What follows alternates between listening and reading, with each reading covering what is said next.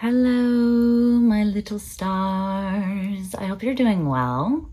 Welcome to your reading for this week. So yeah, we're doing a little pick-a-pile, as you can tell, and we're looking at a beautiful element of you that does not get enough credit. So I'm gonna pick a specific element, or Spirit is going to help me highlight a specific element of you that they want you to notice more, that maybe sometimes gets overshadowed or lost in the sauce.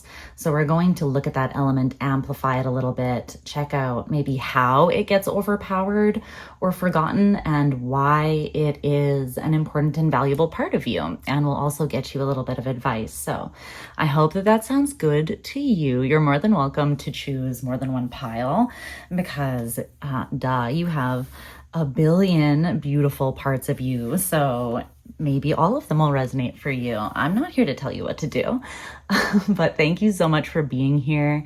You are vastly appreciated, and I'm sending you guys all of the love and good vibes. So 4 groups, group number 1, group number 2, 3, and 4. So these are the decks that I'm going to be using, and there's also a signifying object on top of each. So group 1 is going to be here, the Rainbow Heart Tarot, and this feather. Group number 2 is the Moonchild Tarot with this shell. Group number 3, I forget the name of this deck, but it's this deck with this piece of bark. I don't know if you can actually see that that's bark. It's kind of like hiding itself there, incognito. There is a piece of bark there. And group number 4 here with the Lioness Oracle Tarot. And this little box of, or a little, not box, little pack of frankincense incense matches, okay? So take a moment. You can pause if you need a little more time. Ground your energy, tune into your inner knowing. Maybe ask for a specific signifier or validation within the group from your spirit guides so that you know that that is for you. But yeah, there's going to be timestamps in the pinned comment down below, as well as the info box, so that you guys can skip right to your group. And when you're ready, I will meet you there.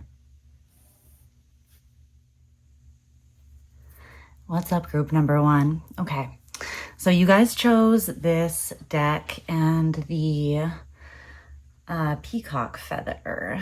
So let's just get into it. Let's see what beautiful element of you isn't getting enough credit or love, and how it gets overshadowed or drowned out, and why it is so valuable or important, and why it should basically get more screen time. Okay, so let's see what's going on here. Okay. Ooh. The Strategist and Judgment. It's very interesting energy. So Judgment is Plutonian energy. So this is a beautiful element. This is the element of you that we're going to be discussing. All right.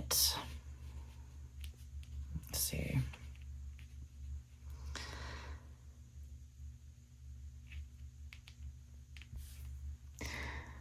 So the Strategist is an energy of calm clarity and foresight.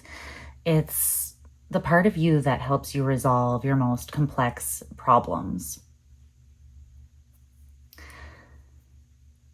Kind of like a needle threading through complex possibilities and maybe statistics that lie ahead of you.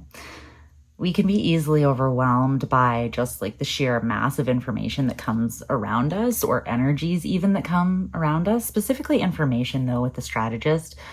But this is an attribute or an archetype or element of you that is able to stay focused, precise in its analysis of cause, effect, and outcome. So kind of just careful tact, and gives you a clear perspective through smoke and mirrors. They can see the pieces shifting many moves ahead, or they can see from up above the whole game that is being played, what is likely, what is unlikely, and they have a clear mind and razor sharp logic. So this is the part of you that is able to calculate, possible outcomes of given paths, and also an element that is comfortable in abstract thinking as well. It's not the energy of like a narrow-minded academic kind of intelligence. It's seeing possibilities, options, patterns that are normally overlooked. It's this element has a wide vision and incorporates kind of everything into your own behavior patterns, as well as that of others. So the calculations, it's kind of like a Virgo-esque energy. Yeah, that's kind of what I'm picking up. Slightly a Virgo-y energy. Now, judgment, it's very interesting that these two came out together, because this would be the part of you that, again, sees a bunch of steps ahead. And if Virgo energy is connected to the Hermit, right? The Hermit it's almost like this would be the partner to the Hermit, like the step after Virgo does their internal dive, if that makes sense. So it would be like you go inside to look at the sum of your experiences and outcomes, everything, basically the culmination of knowledge that you have so far from life. And then you use that combined with your intuition, and you have clear discernment, right? So it's like, okay, just because something happened a million times this way in the past it's not for sure, doesn't mean that it's going to happen that way again. But we do still want to take all of those experiences into consideration. So again, it's a wide vision. So we take everything in scope. And that's why the strategist is good at strategizing, right? Because they can see all of the pieces and they take everything into consideration. And then it's not just the strict facts and intelligence, it's also the ability to tune into something deeper. Because judgment is about listening to the depths of your own soul and answering what wants to be, what is calling to you there, essentially. What deep within you wants to be awoken? What wants to ascend? What wants to be reborn? What is pulling you out of your own way, I heard, but also out of your own depths. It's like it's coming out of your depths and at the same time pulling you out, or a piece of you out along with it. Let's clarify this a little bit more. But yeah, it's quite a brave energy, sort of stoic, but not heavy. Much like the strategist, Plutonian energy does see a lot, but it doesn't really judge the darkness or the shadow. It instead kind of sees like your darkest shadow, or your deepest point that you don't really want to go to, as the point that is also where the most growth can happen, right? So it sees necessary steps that need to be taken in order to align you with your call. And then it kind of gives you the courage to pull through the challenges and the fears that you might have surrounding facing what needs to be faced to get you on track. So this is a part of you that doesn't get enough credit, or can sometimes get overshadowed. I feel like this is a part of you that becomes a little bit more complacent when trying to harmonize or work with other people.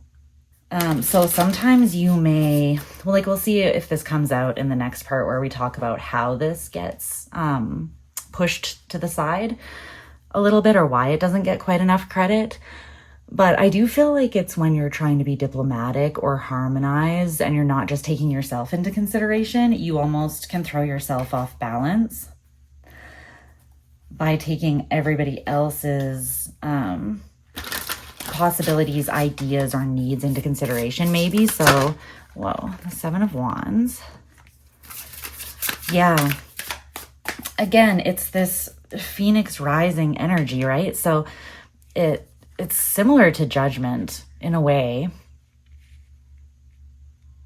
because it's something rising up from the ashes, something rising up from the dead. In the original Rider-Waite, there is an angel blowing a trumpet and there are people rising up out of their graves, and it's meant to signify Judgment Day, when we must reconcile everything that we have done, the paths that we have taken, and where they have brought us. So this is it is a very important element of you. So let's see why or how that gets overshadowed, hidden, or lost. The Raven's Head and Strength, another major arcana, okay? So we have Leo energy here with the Raven's Head.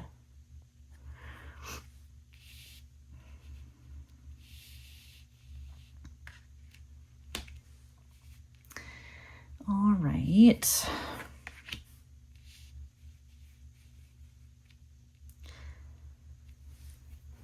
So this adds a great amount of context, a very great amount of context. And you might hate me a little tiny bit for saying what I'm about to say, but I promise I'm lovingly calling you out, or spirit is, or just the message is. It's not even a call out. It's just, yeah. This card represents initiation. It essentially is like where the work begins. So this deck is the alchemy deck, and it talks about the work, the laboratory, as kind of like a symbolic way of seeing. So if you are the alchemist and everything is energy, right, then the work would be whatever process you're going through, whatever goal you are working towards, or personal evolution you're moving through, or phase.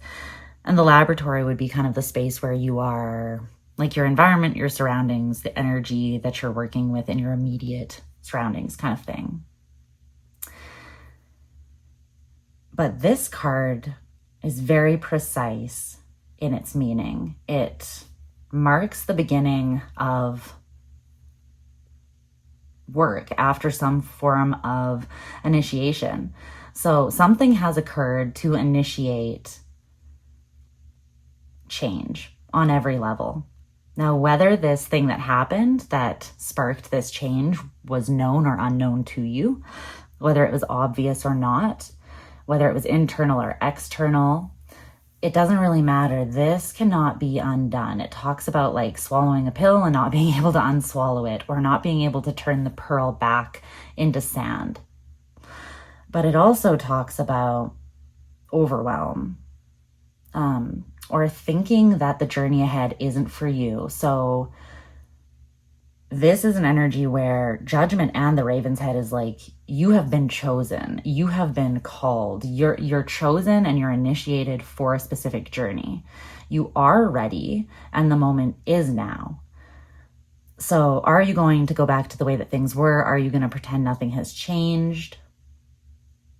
This energy doesn't give a fuck, to be honest. It's not going to apologize for pushing you, prodding you, and making you uncomfortable, because it is aware of your potential and how great your destiny is, even when you doubt it. So here I'm seeing your ego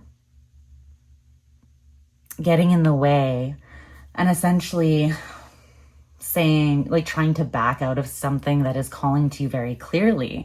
And I think that it's because you don't feel ready, or you feel overwhelmed or exhausted, or you have doubts. Maybe it's a control thing that you're not entirely sure. Like, it's interesting though, because the strategist is the tool saying you do have the sight. Like, again, you are ready. You've been initiated because you are ready. You are aligned. You are, and energy doesn't lie, right? Like, you are in the frequency and the vibration that you are meant to be in to take the first steps on this journey.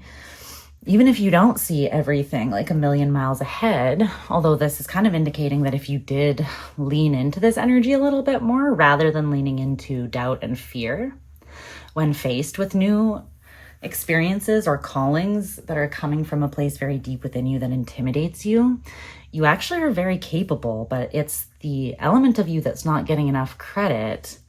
So that's where you're not giving it enough credit. You're letting your doubt sort of overshadow the part of you that is very capable. That the thing is, there's inner work that needs to be done, and then there needs to be faith in the conclusions that you come to. So again, when you do that hermit's journey and you're looking inside, you're going within to see, again, like, what are my experiences? What has brought me here? What did I learn from those experiences? What have I integrated, right? Then you come back, you have that information, you tune into that deeper calling or intuitive knowing, and then you rise up out of the ashes of where you have been and you take the first step towards that new calling. But it does require a little bit of vulnerability, not the kind that is a liability, but more so of an openness, an allowance, a step towards the call, but also a receptivity of the call, an accepting of being that initiate. And again, this isn't an energy that goes away. It's kind of carved into your soul is how it's coming out. Like, this is the call with these two together is very strong. And it is something that, yes, it takes a lot of strength as well. It takes bravery. It takes strategy. It takes, foresight and introspection. It takes the overcoming or the tempering of the ego. But it is something that is meant for you, is meant for your spirit. And you are the one that is meant to fulfill this. You're kind of like made for it. You know what I mean? And when this calling comes through very strong, that means you're at the point in your journey where you are meant to take the first step on this. The work is meant to begin, the new chapter, right? The work would be like the next phase, the first step onto this path to align with whatever this calling is. It gives very strong like North Node or Dharmic kind of energy. Something that your soul is truly here to complete, to share, to offer the whole. And something that only you really can offer in this exact way or fulfill in this exact way. So let's look at why it's so valuable and important, although we kind of have already talked about it. Why is this element so valuable and important? Let's see. Whoa. The Ace of Pentacles. Oh, I love the pomegranate. Isn't that a beautiful Ace of Pentacles? I freaking love it. With the Banshee, a call between worlds.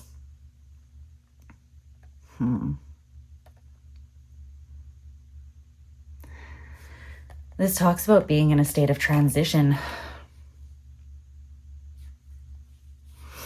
Moving from one place to another in your journey. So this energy is what gets you from point A to point B, really, right? Because honestly, we're constantly being initiated into new things in life, right?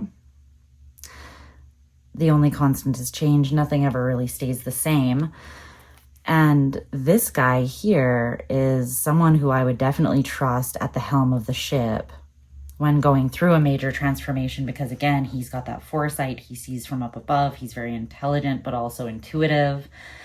But this energy is an energy of expansion, invoking expansion, because the Ace of Pentacles is a card of new opportunities being offered, abundant opportunities, even knowledge. But again, this card talks about when some area of your life, some aspect of your life is dying.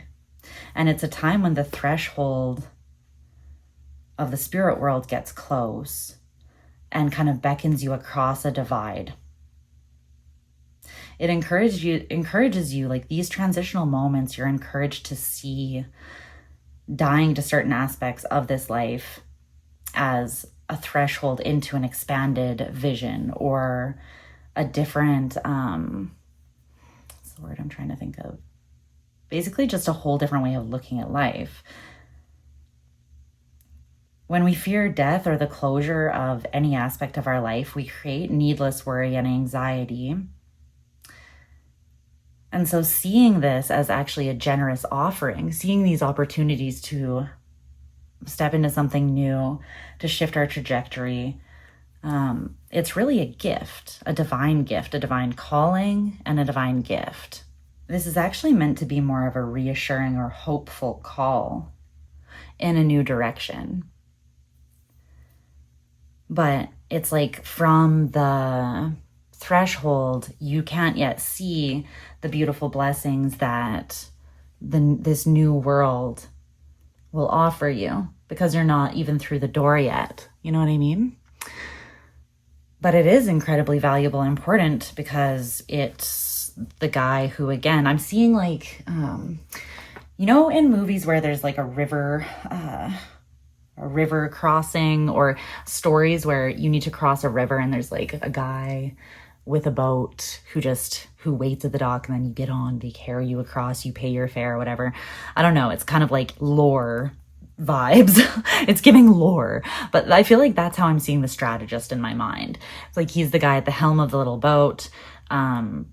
He's looking like it, the way I'm seeing it in the vision in my mind, he looks exactly like the hermit, like a hooded figure on like this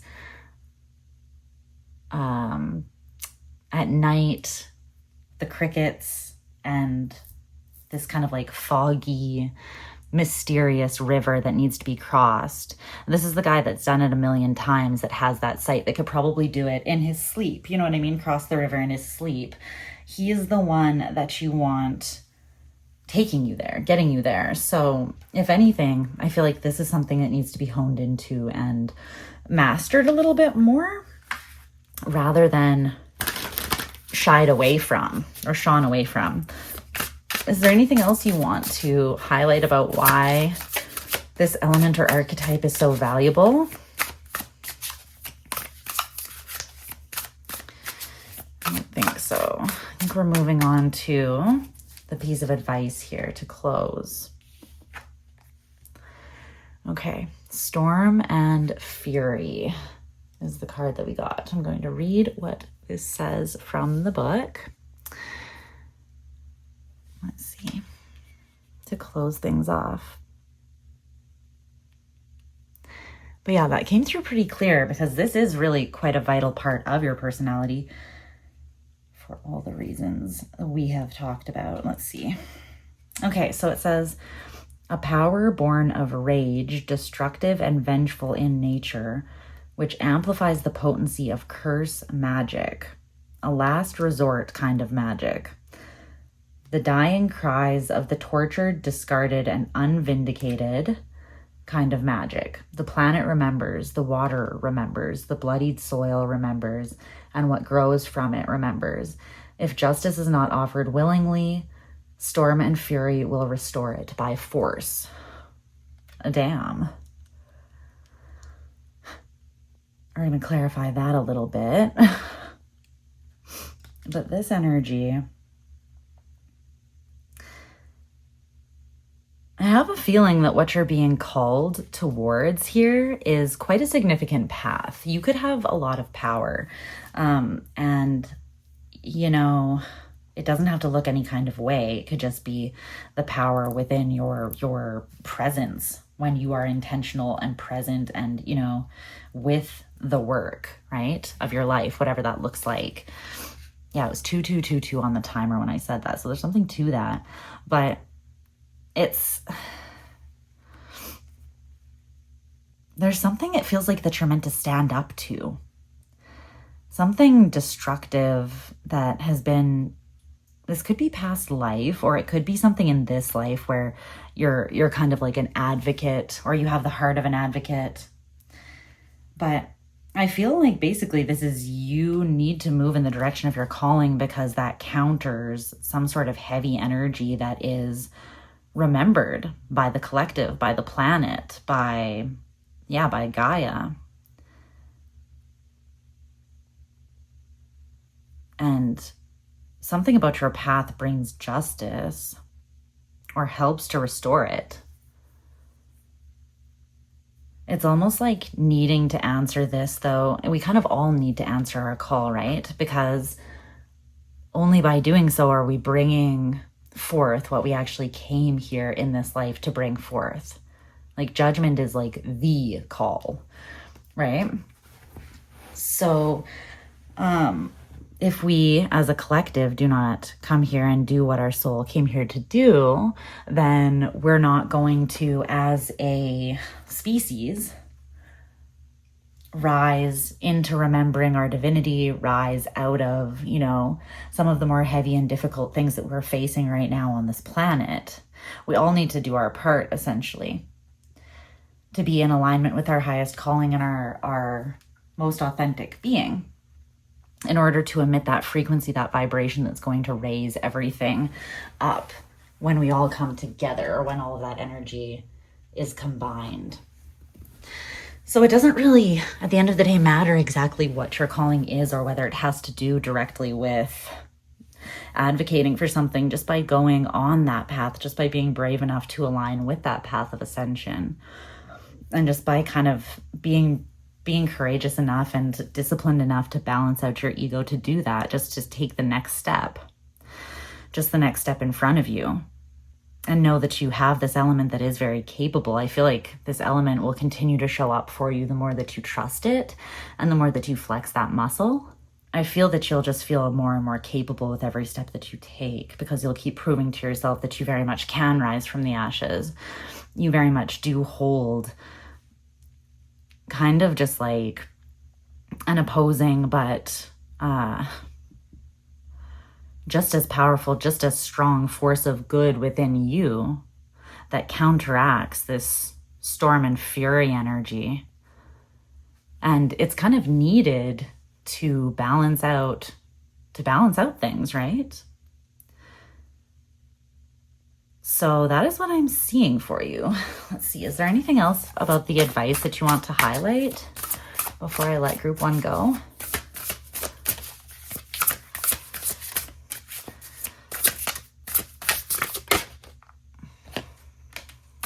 Yeah, see, it's about balance. Every choice either brings balance or it doesn't. It either contributes to the balance of all things and the natural flow of all things, but it is a choice with the Two of Pentacles, or else it pulls us further out of balance. So yeah, that's just confirming what I was saying. So that is what I see for you, group number 1. I hope that you guys are doing amazingly. I hope that Leo new moon, if you're watching this video at the time of release that we just had, was kind to you. It was quite passionate and inspiring. Maybe it is a good time to take a leap out, or to finally answer this call. Use the brave-hearted energy of Leo and the new moon to manifest alignment and courage if need be. But I'm going to leave your reading there, and I will talk to you again very soon. Mwah. Sending you guys lots and lots of love. Bye, group 1. Hello, group number 2. Something violently fell on the floor right when I started your reading. I don't know if you heard the end part of that crash, but if that was jarring, then I apologize. Don't know what's going on up there. The crazy people are being crazy. So I hope that you guys are doing well. Thanks for being here. Thanks for hanging out. You know that I love ya. And we're going to get into your reading. So let's take a look at this beautiful element that you seem to be neglecting slightly, not giving enough credit. I'm going to talk this part up. I'm going to big you up a little bit here. And we're just going to look at how this element maybe gets hidden, lost, or overshadowed and why it's actually really important and valuable to allow some time to shine, or to integrate further, or just make sure that you are not completely putting on the back burner. And we'll also get you some advice as well, okay? So you're in group number 2 if you chose the beautiful Moonchild Tarot and this cute little shell that I got in Tulum. Excuse me. Oh, there, whatever that was cleared from my throat. That was really bothering me. I've been kind of losing my voice. I don't know if I'm going through a throat chakra thing, but I've also been doing a lot of lives and readings lately, so please bear with me. The cough drops are not working, so it's probably a bit of sickness, a bit of throat chakra vibes. I'll try to keep it to a minimal though. Okay, so this element, what is this element that does not get enough credit? The inventor. Ooh, I love that card. And the 7 of Wands. Oh, wow. Okay, you know what's coming through right away with this? This is like innovation. That's exactly the energy that I'm getting from this. Because the 7 of Wands is about applying force. It is about, it can be about either defending something or pushing forwards, like fighting for something. And with it coming out behind the inventor, it's coming through as a push of creative energy forward. It's moved forward thinking kind of, but put into action. But the forward thinking is coming from the spirit first and foremost. So these people are most likely, you know, I often think that like inventors, famous inventors, were like Tesla, for instance. He was totally spiritual, like totally channeling sometimes. You know what I mean? You read certain quotes by him and you're like, this dude knew what was up. And you can't really know that much about energy and not be connected to spirit, you know what I mean? So it makes sense. But yeah, this is kind of like the part of you that is divinely inspired and pushes forwards, pushes the limits, pushes the boundaries in your life, is not afraid to try new ways of doing things. So this is the part of you that you're not giving enough credit. But yeah, there's a certain softness, like a gentleness about this, though. This is not like evil, like social media tech creating the next TikTok that will rot your brain. And like, it's like, no, this is a problem solver, not a problem creator. He brings wisdom to the world. He's good-hearted, knows that they themselves are still learning, still creating, right? The inventor, both themselves and the world around them, and also other things, right? More tangible things. But this is the part of you, the archetype within you that is willing to look at what is broken and heal it or fix it. Everything broken. Okay, I don't know what is going on upstairs, but I apologize for the crazy noise. I know that that's loud. Everything that's broken would remain useless, and every obstacle would become insurmountable without this energy. It's kind of the heroic part of you, but the more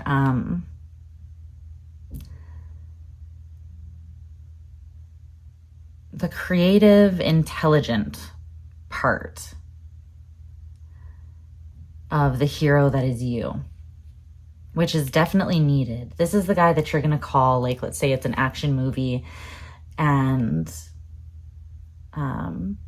they're on a road trip or they're needing to get somewhere fast and they blow a tire. This is the guy that knows how to like use what they have on hand to somehow get them from point A to point B, whether that is like they know how to change a difficult tire, or you know what I mean? Like, but this is the guy that you turn to, or the part of you that you turn to when you really need to get shit done, when you, even sometimes when you do have to defend yourself in a way. Is there anything else about that? Very, very interesting energy, though. To be the element of you that is so beautiful, so strong, and intelligent.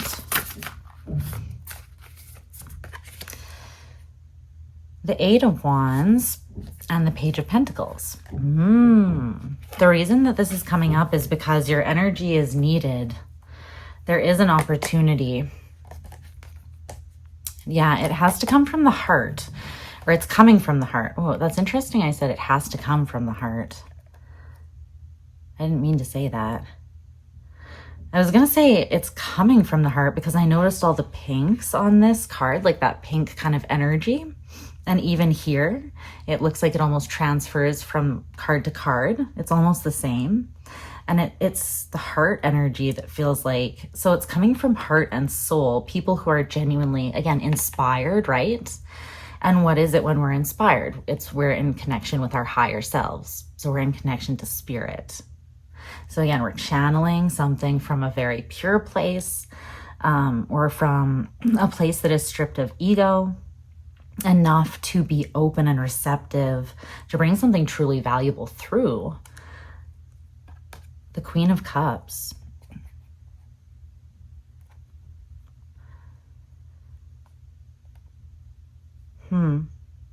See how these two parts are looking away from each other as well? That's interesting. It's like I want to put this here. It's almost like, excuse me. I think that there's something you are meant to create right now, and this is why this is coming up. This is quite an interesting, how many times can I say interesting? The fact that this is coming up like this is intriguing to me because the first group didn't come out this way.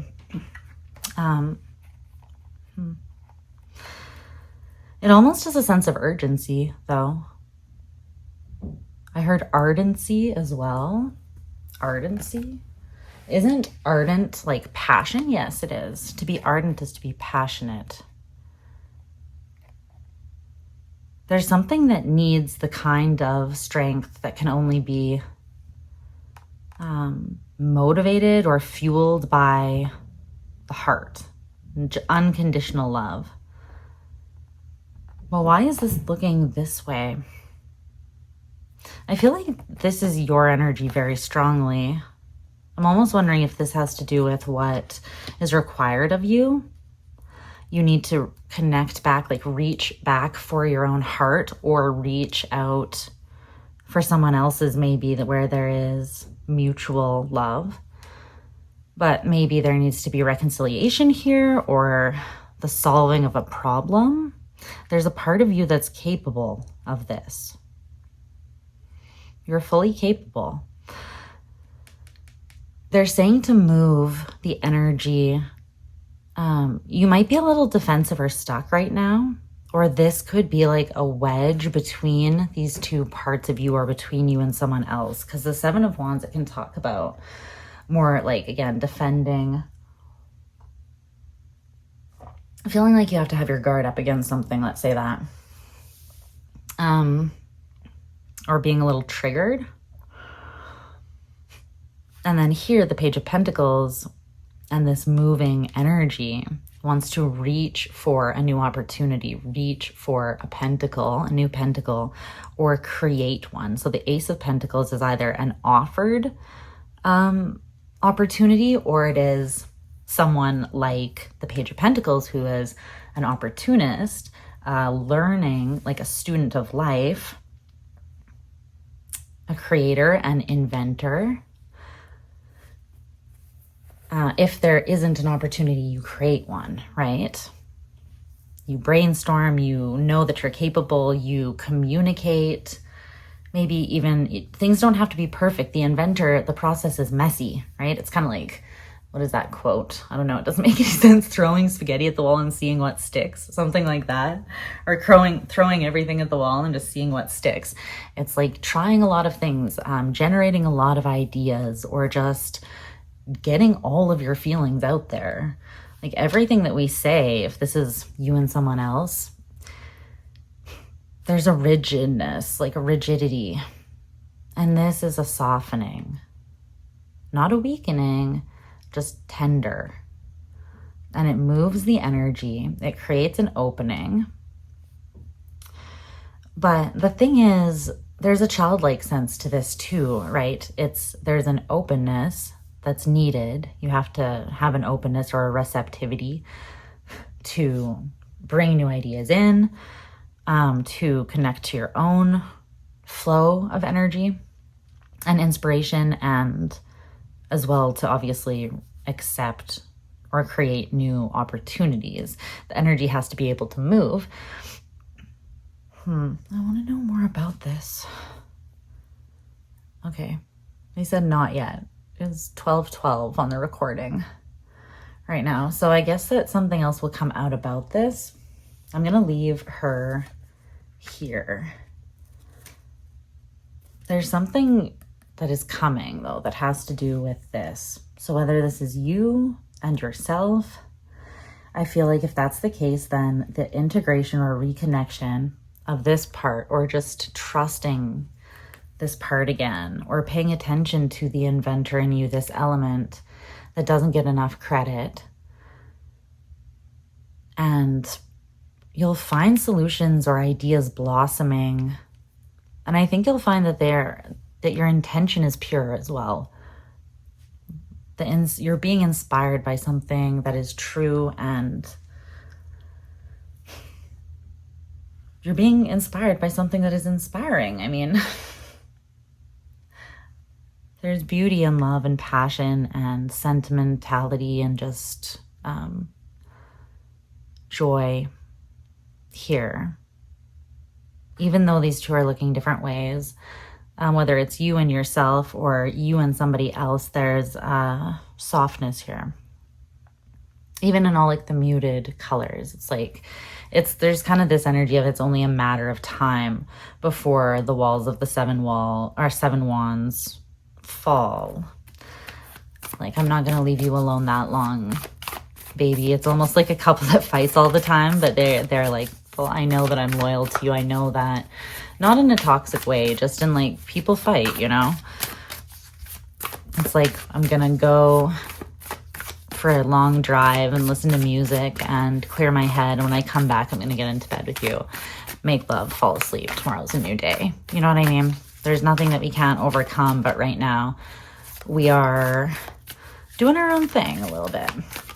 So maybe your avoidance of this energy within yourself actually stemmed from this disconnect.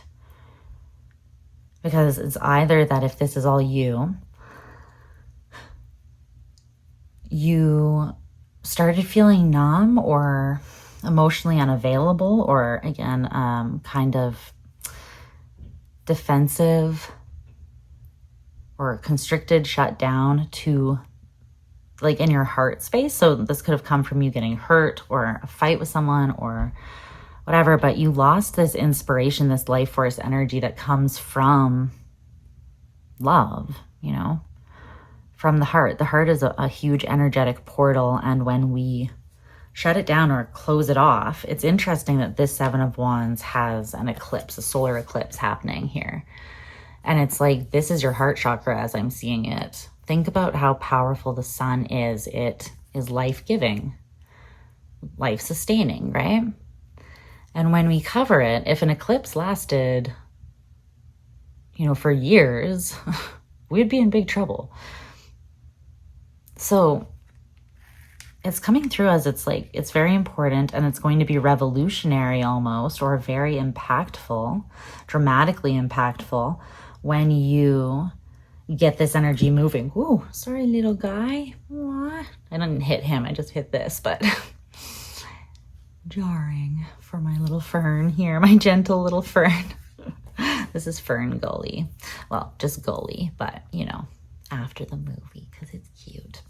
So yeah, I feel like maybe you got in your ego a little bit, and something has not been shifting as a result of that. And by getting in your ego, I just mean there's something where you felt you kind of needed to step back, defend yourself, or you felt hurt or wounded, and you kind of had to put that part of you in behind the driver's wheel who takes over in times when you're not just playing around, but you have to go into survival mode almost.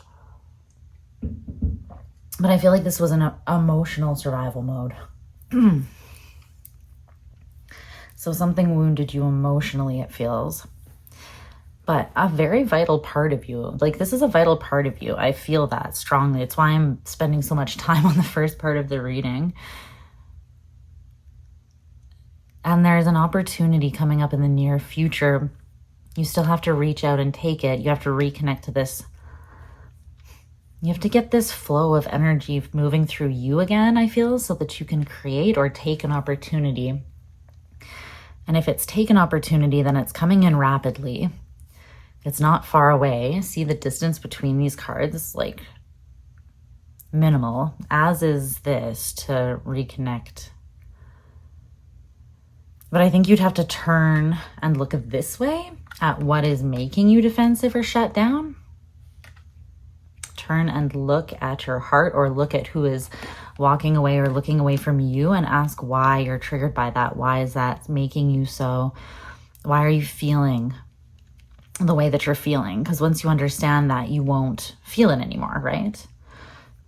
The thing is, like when we have a fight with someone, when we get triggered by somebody, it's not actually them, it's something within us, right?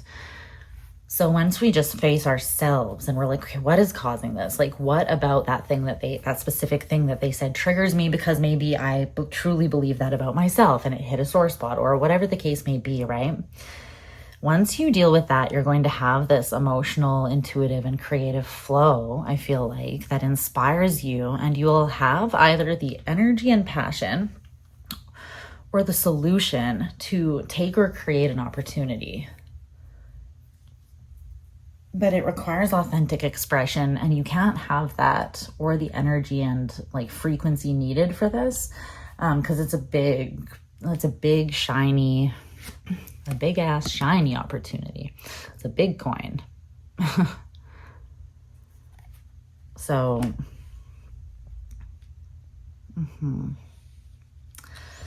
you need to be on your game here a little bit. Doesn't mean perfect, but like actually showing up seriously a little bit is how that's coming through. So if it is something that you want to make happen because you know there's been an energetic stagnancy, then it's up to you to reintegrate and pay attention to this part of yourself because it's needed. And if it has to do with something else, someone else maybe, then it could be that there's a division and there's distance growing or felt between the two of you because their gaze is in another direction, right? And this card doesn't show anyone moving in a different direction, just looking that way. The same with these cards. It's kind of like a standstill. But it feels like there is something felt that is uncomfortable between the two of you, and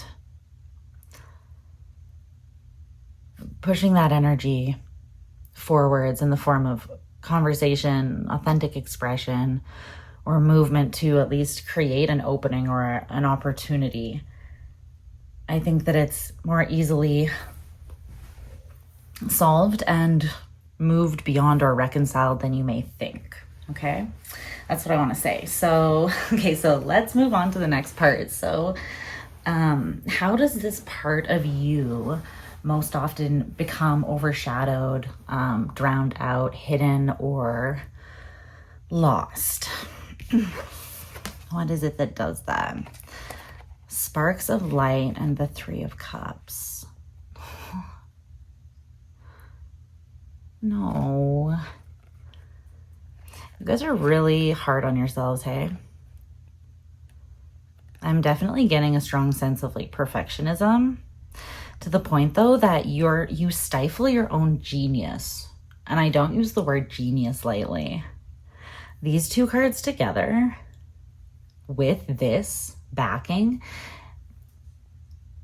I'm not blowing smoke up your ass, but I feel like that is the making of a genius. And it's because you're backed by spirit, something deeper, but you're also open. You're also wise and intelligent. And there is this part of you that's spicy and takes opportunities and takes risks because you know which ones are big and shiny and gold. And because again, you're smart and intuitive, right? You also have a huge freaking heart, which is absolutely gorgeous. Like, there's so much light in here. And it's, again, like people like these that they have the opportunity when they are connected to the portal of their heart, that spirit flows through them and will deliver something that is very important for the collective.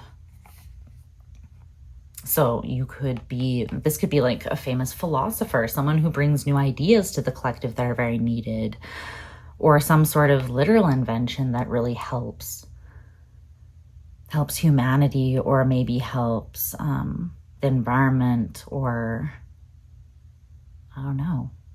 But it seems important, and it feels soft, and it feels light.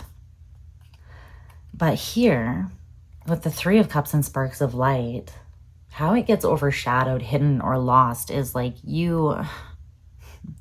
I feel like you put other people up on a pedestal and you don't see your own light, or you don't see your own value. And I feel like you're very hard on yourself. But this to me is like, you feel like you don't stand out in the crowd. Like everybody has this light and everyone's out there having a beautiful time and dancing, and you get lost in it, or you feel like everybody has this spark, but you don't. You're not noticed, or something like that. I'm getting that it's like they shine brighter. But it's not about shining brighter. It's just about shining, like everybody's shining, right? Sparks of light.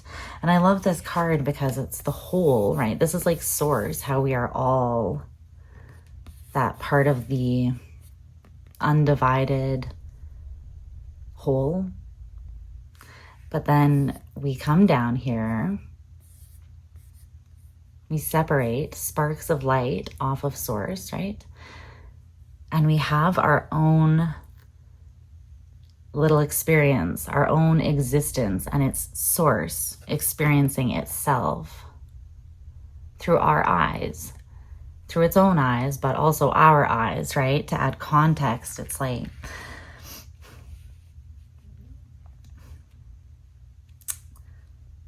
we're all these sparks of light, and there isn't one spark that's like the sparkiest, the brightest, you know what I mean? We all have this individual light, whether it is a creative thing, something that comes from just the energy that you share with other people, like your heart. However you contribute, it's all individual and equal and important. But this is kind of saying that you feel that it gets overshadowed either by people around you trying to compete with you. So you could be someone who everybody else does see your light, like they're very aware of your light, and you are not very aware of your own, or people tend to speak down to you maybe, and maybe you internalized some things. I hope not, but if you did, it's time to remember how beautiful and badass you are and how capable you are, and get out there and show the bastards, because that's just not gonna fly. Not by me. I don't think so.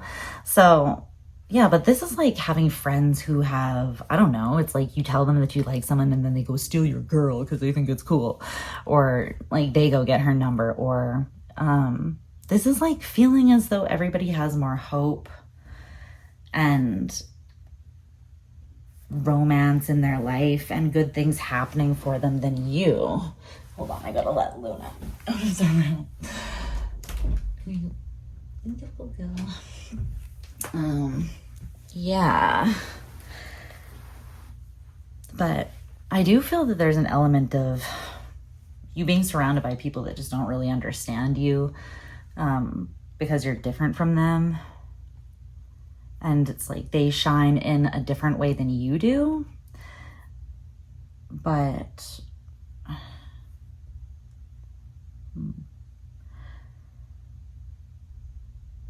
it's almost like you feel like you are in a lull, or you don't have direction, or the lights have been turned off. Like you're in some void of darkness, and everyone around you is receiving messages of hope. It's like they all have vision and dreams and belief in magic. But all it takes is just an openness, a readiness, a simple readiness to wake up from that slumber or to pull yourself out of that lull. Follow what your physical body is telling you you need. Listen to the sensations in yourself when you feel alive, when you feel inspired. Vitality, clarity, and inspiration are within your reach. You are alive. You are a vital being. So when you sit in the present moment and you appreciate it, create little sparks of hope, little sensations of joy and exhilaration in your own life. And don't compare yourself to others. What's going on with them is irrelevant. I don't care if you need to unfollow people on social media, whatever you gotta do. If you're comparing yourself to people, or if people are like superficial or rubbing shit in your face, or just no, it's time to focus on yourself and the things that genuinely nourish you and your light. And then shine unapologetically and reach for this big shiny fucking pentacle. Okay. Ooh, I kicked the table. My bad. But that's what I'm seeing for how it gets overshadowed. Is there anything else about that? I don't think so. No, not right now. Okay, so why is this part of you valuable and important? We kind of already covered this, but let's see what this says. Okay, number 22, and the Chariot. So wild nature, utterly stag. Wild nature with the Chariot. Okay.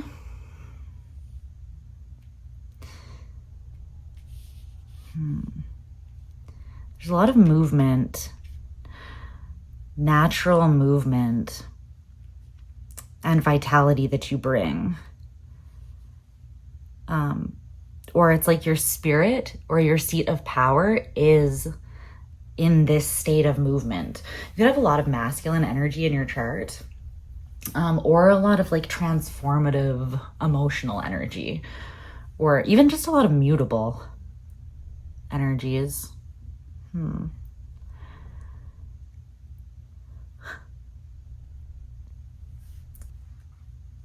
This card talks about invoking dignity, though.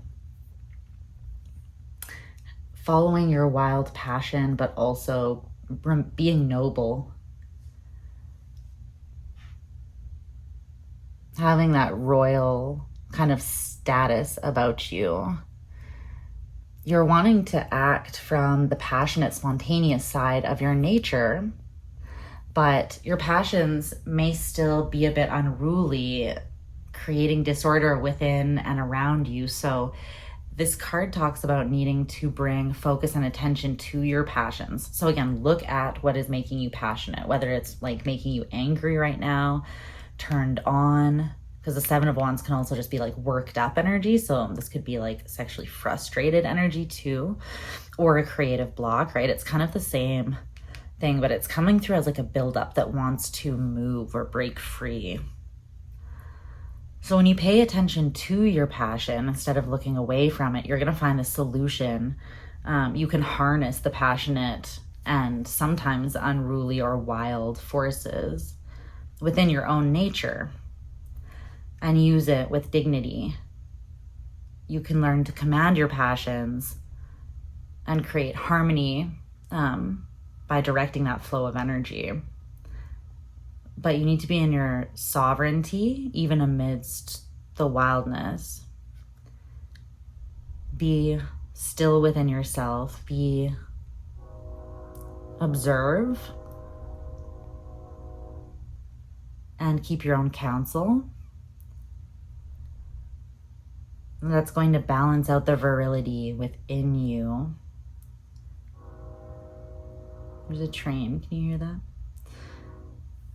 But this is about, yes, poise and self-control, a calm and steady focus, and staying composed in any situation. But there's still a level of like balance and speed and strength that comes from this, especially when paired with the Chariot. It's like you are moving from that place of intentional, present passion, and you're letting that fuel you when you are in your flow. So think of what would happen if we went like this. We reconnected that, and the flow came through like this, right? And then you just kind of like reach up and create this, and who knows where this goes. It's going up to the stars, right? But it's like this is fueled by this, but the flow, it has to come all the way down from there into like through the vessel that is you, through the portal of your heart, the vessel that is you, awakening this passion, this desire, and pushing you forwards. Cardinal water. What makes you feel? It's time to reconnect to that, I think. Even though you may be scared to, you may be scared to uncover what it is you feel. There's something that's been avoided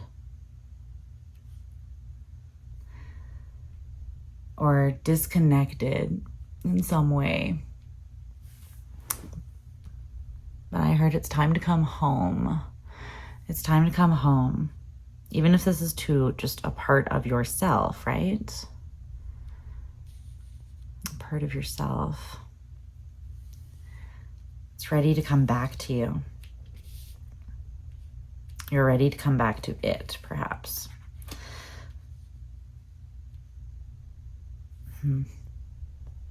Okay. Let's look at your advice to close things off. Let's see. You may never know. It's an interesting looking card. Let's see. Let's see what the book says. These are kind of like random descriptions, random cards. You never know what you're gonna get with this deck. Let's just see. You may never know. Okay. So it says, you may never know, and truth be told, what would be gained at this point if you did? And there's a quote by Rainer Maria Rilke, which says, be patient towards all that is unsolved in your heart, and try to love the questions themselves, like locked rooms and like books that are now written in a very foreign tongue. Do not now seek the answers which cannot be given you because you would not be able to live them. And the point is to live everything. Live the questions now. Perhaps you will then gradually, without noticing it, live along some distant day into the answer. So basically, I love that quote so much. By the way, I'm going to hold it up so that if you guys want to screenshot that, you can. Like, that is a great quote. I've heard it before, but I forgot that it was him that said it.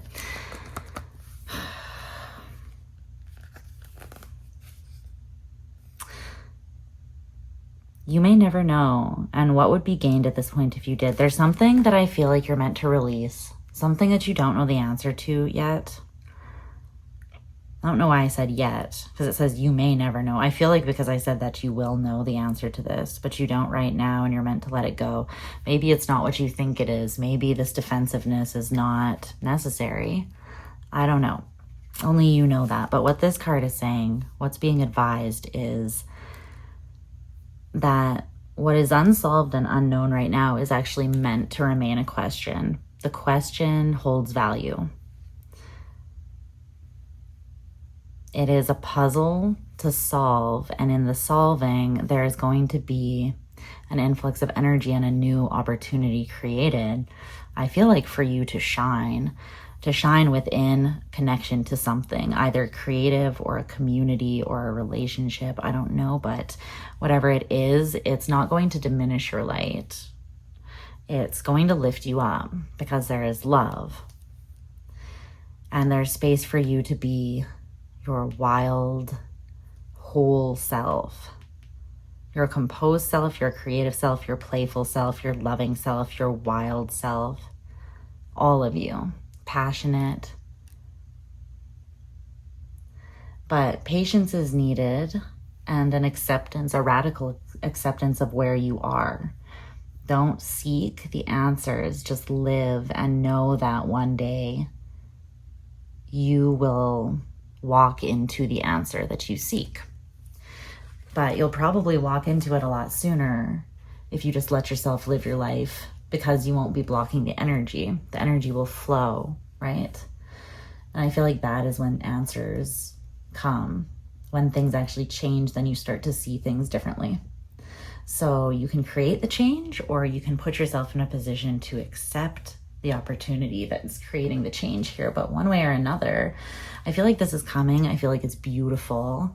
And I feel like you're beautiful. Just as beautiful as every other little unique snowflake out there. You're so cute too. Okay, I'm gonna stop. But I fucking love you so much. And love yourself. Love yourself too, okay? There's something really beautiful, I feel, that is meant to flow through you in this life. And even if that's just love into a connection that where then you and this person, you shine so bright together, just because you can truly be yourselves. You can move forwards with this like grounded passion that is almost like divinely inspired, and it just creates opportunities. If this is a relationship, the two of you will be very abundant together. Like, you'll draw in opportunities, or maybe create something together, work together, make money together in some way. But I feel like it's very fortunate energy. So I love that. And I'm gonna let you go now, but feel free to check out another pile if you feel called to do so, and I will see you again very soon. Bye, group number 2. Hey, group number 3, what is up? So you're in group 3 if you chose the tree bark, and this is the El Goliath Tarot. I couldn't remember in the intro, but that is what this is called. In case you like it, it's an absolutely gorgeous deck. A little like dark, and it has a very scorpionic energy to me. I love this deck for working with like shadow work, karmic stuff, past life stuff, ancestral stuff. Yeah, so it's dope. Okay, let's take a look. Let's amplify a beautiful element of you that you maybe have been neglecting a little bit, or it's been overshadowed by something around you, or you went through a phase where somehow you got disconnected from it. But either way, it's not getting enough credit and wants to be heard. So we will validate why it is valuable and important, and get you some advice, and just kind of, hang out together. I hope you're doing really well. Happy Leo season. Happy spicy summer season. Well, for me anyways, in this hemisphere. Okay. Let me see.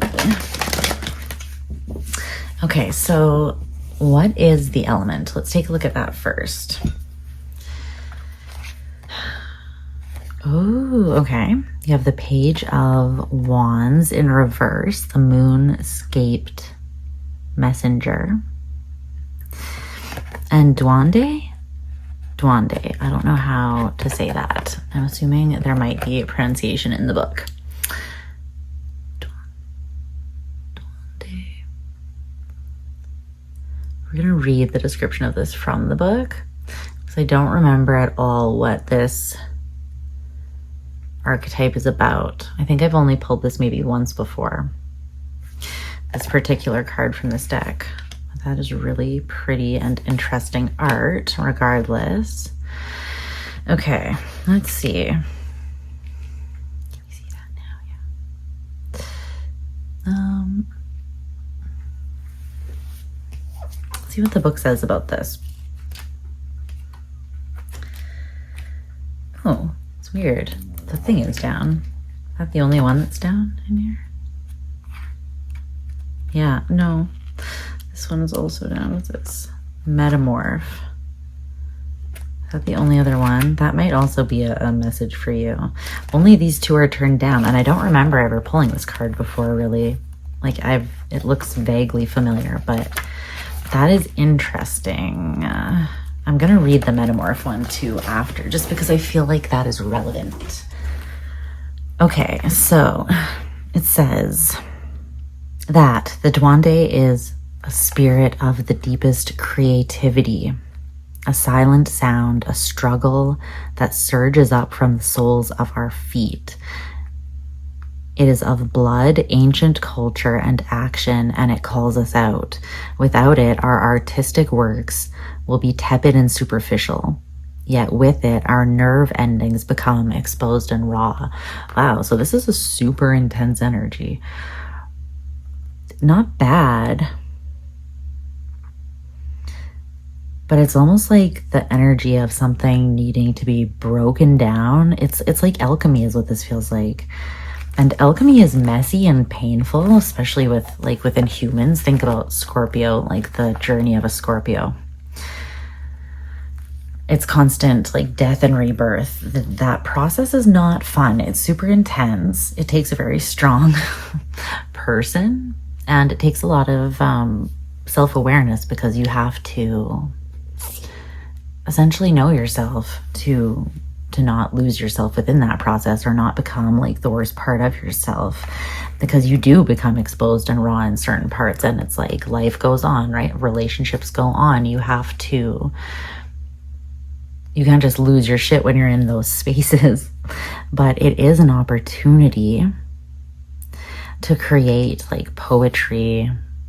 It's like to write poetry with the blood here. It's almost like when artists go through something deeply painful and they pour it into their creative endeavors, right? Some of the best music has come from some of the worst tragedies. So it says it comes with full force or not at all, burning through us, searing away our resistance. It fires us with a power far beyond our normal capacity for expression, making us an outlet of profound art and music. Both primitive and highly sophisticated, its presence sets alight the core of our potential. It's the passionate specter of the earth, a hobgoblin muse, demanding that we open ourselves to all possibilities. With guttural song summoned from the caves of our souls, it accepts no lies. It's nearby, a pregnant and overwhelming power that is life, fate, and the consummation of risk and knowledge. It is not a mere concept, but a very real presence. Made visible, it is huge, potent, patient, and less tolerant than anything the human will can grasp. It's a bittersweet bliss that will infiltrate the bloodstream like a toxin. It is life loved and lived with the greatest of passions, but if that love is lost, the Duende leaves us with an inconsolable grief.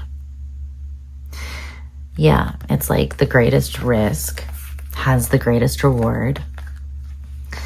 But of course, whenever you love, you are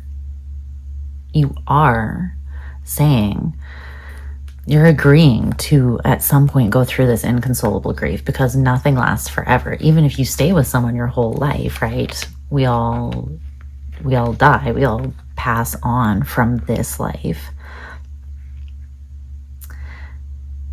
and go elsewhere. And so at some point or another, It's like, are you going to allow that?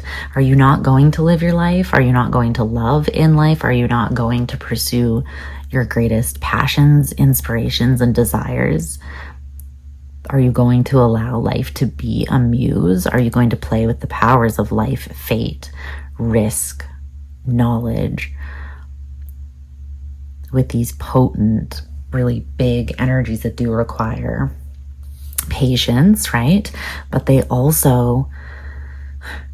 require self-mastery because they are impatient, because they are so passionate and intense that they will push you. So that's why this makes me think of that scorpionic energy.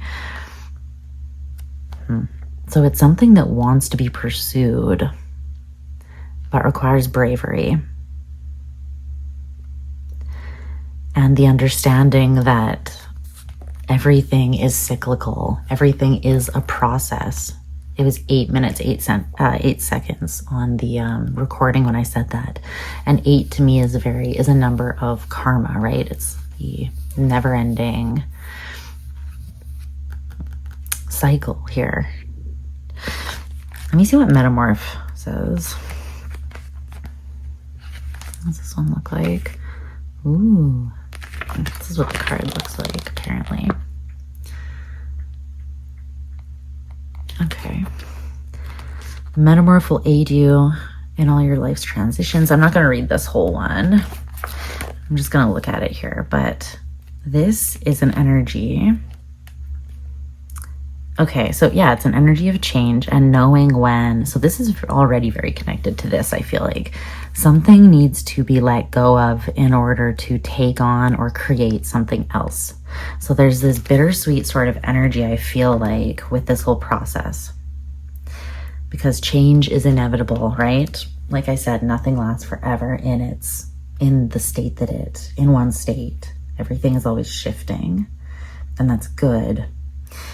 So the energy of the metamorph gives you the courage to leap out into the unknown because it gives you a better understanding and support through these rites of passage, where we need to recognize certain patterns or responsibilities that have become obligations or are not serving us, and then we let those things go or allow them to change. This is a natural process that if you tune into yourself intuitively, it will direct you. It's like you will be self-directed, but you just need to listen to yourself here. Because things feel a little unstable when you're in this space. Like the trail might seem a little bit complicated or confusing at certain parts. But basically leaning into this energy, which kind of feels like leaning into the Tower and the Death card at once. You will face fears and anxieties that will cause you to question the strength of your own will, right?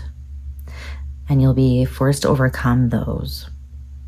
Wow. Okay, so this is the part of you that doesn't get enough credit. So you are an extraordinarily brave, passionate, intense. You don't fuck around. You don't fuck around. I also feel like I heard like you don't live in the light, but I don't mean, okay, it was 11:11 on the time when I looked at it as I said that. Yeah, there's something about you. I feel like your karmic destiny, not in a bad way, but like, so I guess it would be like your dharma, your nirvana, maybe. It's very tied to this incredibly beautiful. It's not, at first it's coming through almost like as a detachment, because it's like going with the intensity of these energies, like allowing yourself to be so tuned in and self-aware, but really not in like a fixated way where you're possessive over how things go. You're just present. And you kind of are open because these energies crack you open anyways, but you're just kind of, instead of trying to swim against the stream, what you're doing is pointing your will in the same direction as these like tuning in intuitively, seeing which direction, or feeling like the wind, which direction these energies want to move you. Opening up, having the courage, letting that intensity sort of like flow through you. It is alchemy, it is magic, it is expansion, and it is not being afraid of every phase of these transitions and these processes that are very natural to human beings, but that there's power in them. So there's power in the phases where you are more in your shadow, where you're integrating the shadow, or where you are accepting or embracing those parts of yourself that sometimes we shun away from. I'm seeing like with the Page of Wands in reverse.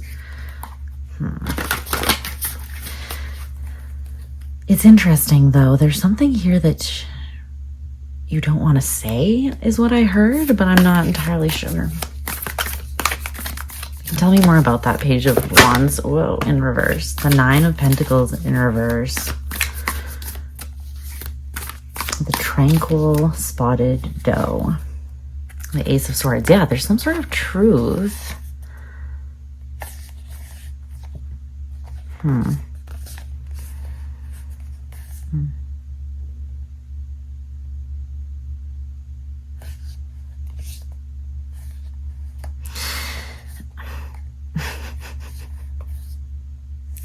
There's something, I feel like, oh my God, there's the Death card in the Tower. I just said that's the energy, bro. Just being tuned in. Okay, so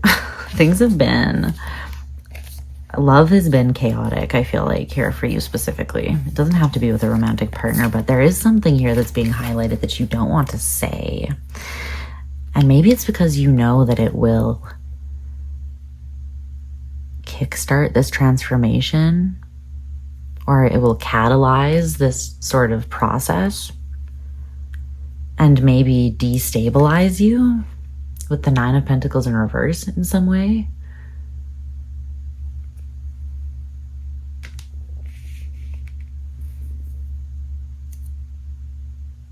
Is this about destabilization? Yeah, it is. What doesn't want to be said here, though?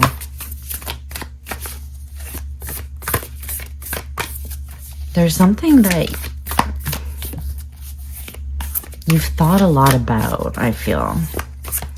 Maybe at night, maybe like, I don't know, just when you're lying in bed alone and it's quiet. I don't know, but in your private time, I feel like you've given something actually quite a great deal of thought.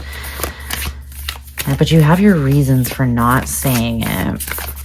But what they're highlighting is that this is actually a very beautiful element of you. Yeah, that is the truth. This is a beautiful element of you. Look at this. Look. This is crazy. The sacred fire, the rebirthing bonfire. That is this process. It is a sacred fire. It's a sacred process. Like something otherworldly that is reaching out to you. It's a divine process. It's a gift, and it's intense and passionate and beautiful and full of fucking life. Full of life.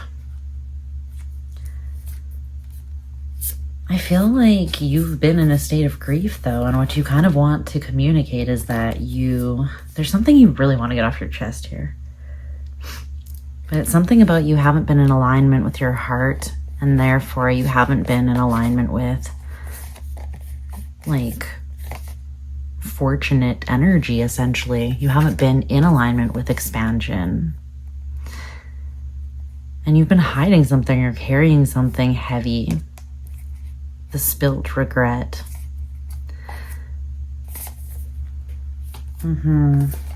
But there is something that pushed you into a state of expansion, and I think it's been good for you, but maybe like things are just starting to calm down, and you know that saying something will destabilize.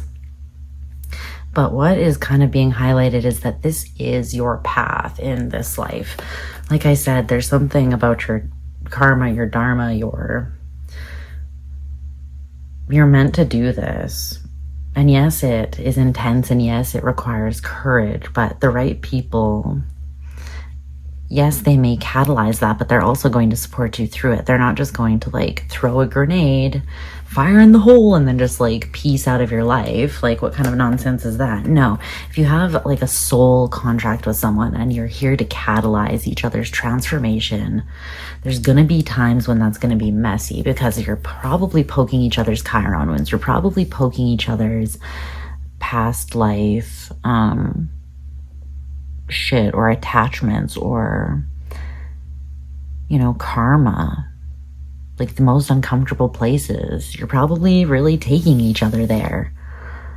The point is that you're not doing it to one another on purpose. That is your soul. That's the soul's recognition of what it signed up for with you and them. And it's just naturally doing what you guys said you would do. So it's not like you're not attacking each other. You're not, again, trying to create chaos for one another. And you don't need to hold back from one another either, because actually this process can be disorienting and confusing and intense enough by yourself that there's just a lot of, the more that you withhold and create distance here, rather than like kind of openly communicating so that you can go through, I feel like there's that regret. There's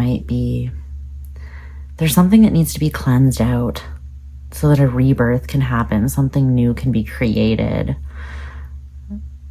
Yeah.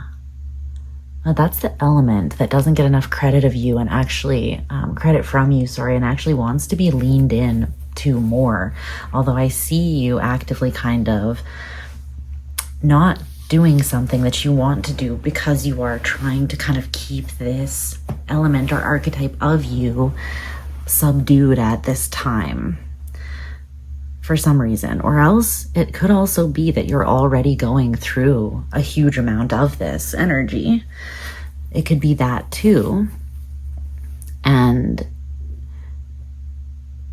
what you don't want to communicate is that you are in a state of destabilization because you are shifting massively and probably incredibly rapidly too. So it could be one or the other.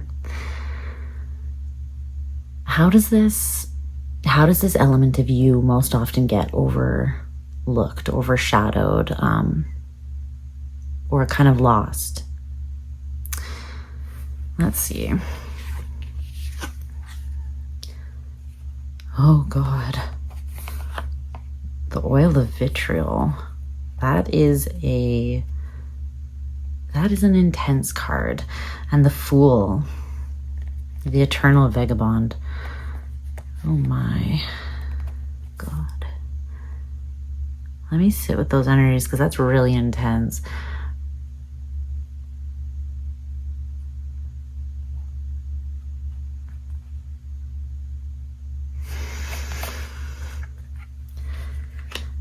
I'm seeing you have like, okay, you've made a couple choices where I think that you've known that you have this nature about you, but maybe you were not totally tuned into like how to work with it without it just being like violent, you know, like a very violent, messy, bloody, intense, shadowy kind of process. Which it doesn't have to be with the right person. There will still be, the shadow will still be present. There will be elements of, right, like stuff coming up to the surface to be purged or released, or times when you're going through a phase where you're letting go of an old part of you. You're letting part of you die. And you're being rebirthed. And again, it's exposed, raw nerves, right? You have to trust the person that you have around you. But here I'm seeing you kind of like taking these huge leaps into things that poured poison into your open heart, poured poison on the exposed raw wounds. So it's kind of like maybe leaping into, like, following more toxic desires. I think maybe in the past you didn't realize where these desires were coming from, right? Because sometimes we desire things, but it's coming from like a wounded place within us. And it's not really what is good for us. It's more like what our attachment style wants, or the codependent part of us might want, or the like unhealthily, I don't know, not in moderation or like addictive part of us might want. Obsessive. These things that like do destabilize us. So maybe this is historically speaking how you've experienced this process. And now you're a little bit afraid because it's like you see an opportunity and you feel that potential within it. You're like, this could really change me. But it's almost like you're taking a second, you're like, but do I want that, right? Do I want that? Let me be sure, because once I do it, it's almost like you're saying there's no going back. You know what's fucking interesting? I just accidentally hit the bark with my thumb. And I remembered, okay, so I forgot to tell you this at the beginning, but this bark came from the cemetery in Three Hills. My hometown. I went to visit my grandpa's grave, and because I'm a witchy bitch, I picked up a couple things. Like, I left an offering and I picked up a couple things, just natural things, like like resin on the trees, and like some bark that had fallen, and some pine cones and things like that, some soil for magic purposes, ritualistic purposes. But this is one of the pieces of bark that I picked up there, and it wanted to be used as one of the placeholders or signifying items. So even that, and the fact that I put it with the El Goliath tarot group, which I said is kind of about that, and then it's this highly scorpionic, intense energy. Death. For some of you, you do like death magic, or like death doula type stuff.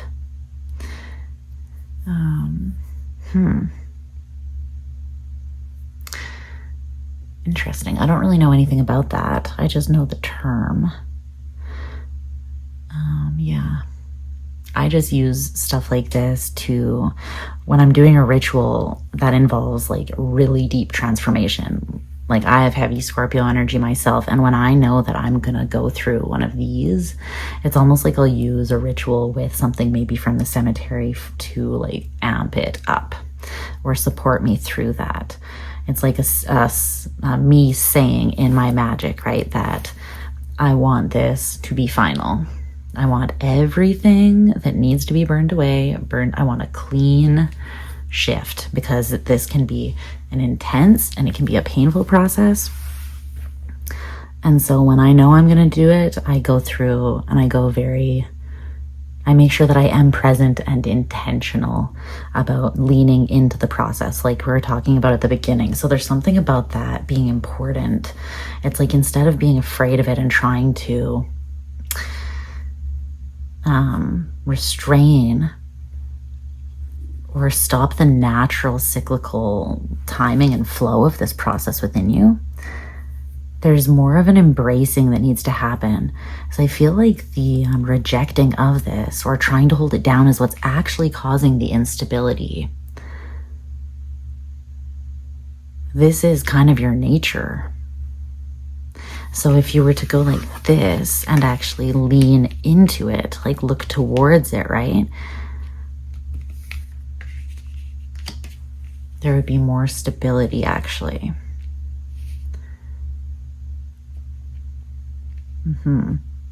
That's what I'm seeing. It's the repressing. And I think you're repressing again because of these experiences that you had in the past, right? Where you leapt out into something here. I just want to look in the book and just remind myself exactly what this says. But I know it's the, it's something about, okay, just hold on. Let me just see. I'm going to butcher this if I don't just look in the book.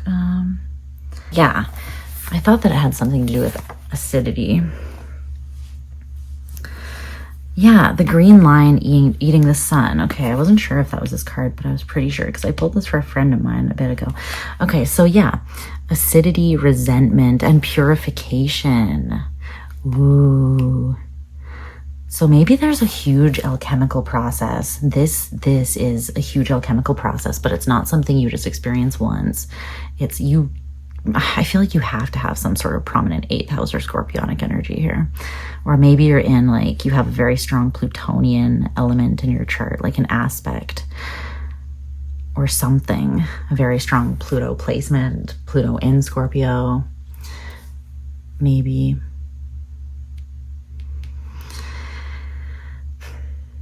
But there might be something heavy that wants to be transformed or burned away, and a part of you might feel like you're not ready to let it go yet, to purify it out.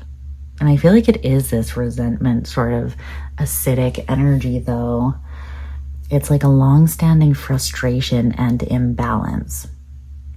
Okay, so listen to what this says. It says, when the green lion appears, a great alchemical reckoning is afoot. Long-standing frustration and imbalance cause this regal creature to lash out unconsciously, consuming all in its path. Be prepared for emotional turmoil as the lion thrashes about. Don't worry, these changes are necessary for growth, and in the end will be a relief to all. Purification is the lion's aim, and it's determined to get there one way or another. The question must be asked, am I the green lion or the sun, the one consuming or the one being consumed? It is said that finding oneself in the mouth of the lion is a necessary moment on any spiritual path. As the discomfort passes, the sunbeams shine all the brighter. To ponder change as the only constant. Yes. So vitriol is an incredibly acidic and corrosive substance. And so it comes with a few warnings. Don't overconsume. Don't lash out. Breathe and wait. No need to add insult to injury, is what it says here. It also says in alchemical texts, the great creature of change is known as the green lion eating the sun. But again, there's a violence to this. It's like it's changing through dissolving, through being corrosive, right? So it's like, yeah, the way that you have kind of like not given this enough credit is you've kind of used it in, you leaned into like a shadowy way of using this, or else you were inexperienced with it, so you could have been younger, right? And it's like you just haven't lived enough life to know your natural process, like to have cycled through it enough times to get sort of the under your belt, right? It took me a fucking while to understand what the fuck was going on when this sort of thing happened, and I did lash out at people when I was younger, and it wasn't me. That wasn't who I was, but it's like you're under so much intensity and like strain, and there's so much just energy flowing through you and moving and being purged and alchemized, and it's like it's a lot. So I feel like in the past here you leapt into this in a less restrained way, and you maybe didn't like the person that you became in that. And so it's almost this energy of like, I'm hearing that song, who's that? Is that like Alice DJ? She's like, do you think you're better off alone? Do you think you're better off alone? That's an old song. Talk to me. Ooh, talk to me. I think those are like the only words of the song too. She just says, do you think you're better off alone, and talk to me. I almost feel like that's a message coming through for you from someone else, the person that you're wanting to talk to. You might have a very telepathic or spiritual connection with someone here. Only take that if it resonates, but this is quite an interesting, specific message. That's what I'm seeing though for how it gets overshadowed or how it got hidden or lost, is like, it's not hidden or lost. Well, it's hidden, it's not lost. it's bubbling constantly just below your surface, and you are doing everything you can to kind of like not allow this acidic thing to like run over your edges here, like spill over your edges and maybe hurt other people. So it's like either push other people away or push this thing down, but this is too intense to push down. So, Conundrum City. Trust me, I've been there. I'm still dealing with this as like a heavily scorpionic Plutonian person. So why is this element important and valuable? Why do they want to highlight that it is? Whoa. Water horses, magical encounters, and temperance in reverse. Holy shit. You got some really big cards here. So this is Uranus. This is Sagittarius. This is an extra card in this deck, but it's giving scorpionic energy. But it's also giving Scorpio in their highest form, which is the phoenix. So it goes the scorpion, the eagle, and then the phoenix. These are like the transcendent levels of scorpionic evolution. The pond of balance is what temperance is called in this deck.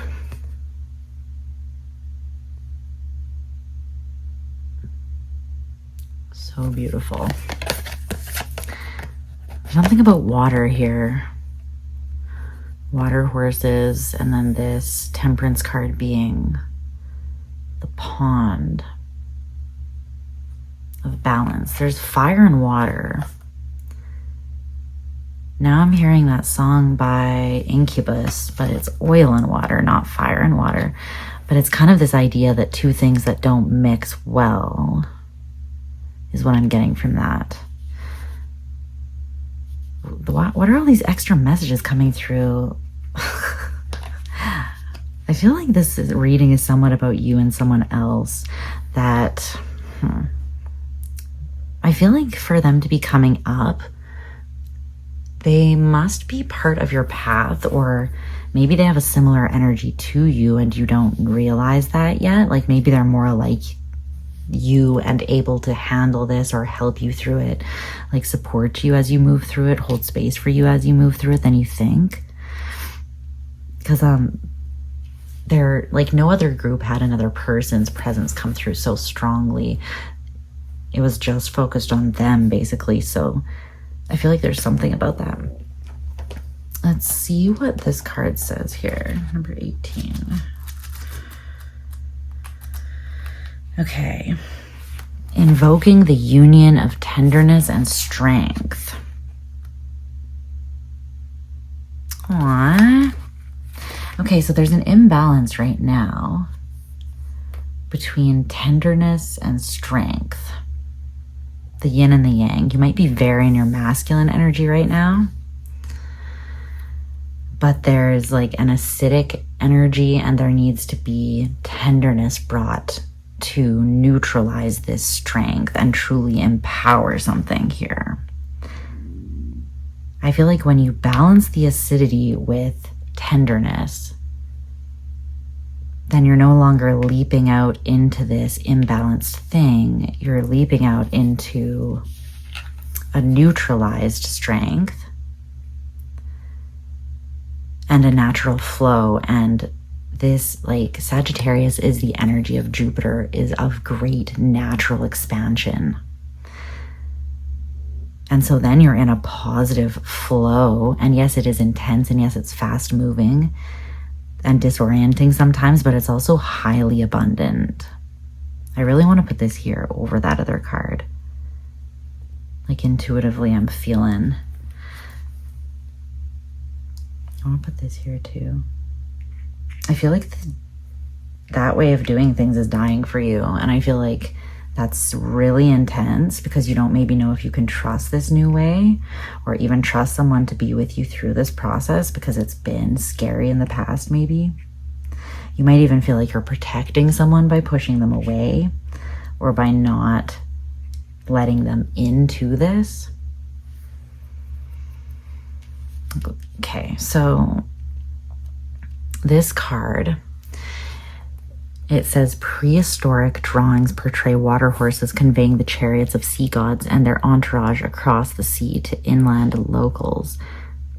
In Celtic lore, water horses and seahorses arise from the sea or inland lochs and gallop across the waters. Arising from the depths of deep waters, they bring tenderness and strength to those who provide for them. You're called to renew some aspect of your life with the joining of gentleness, kindness, and power.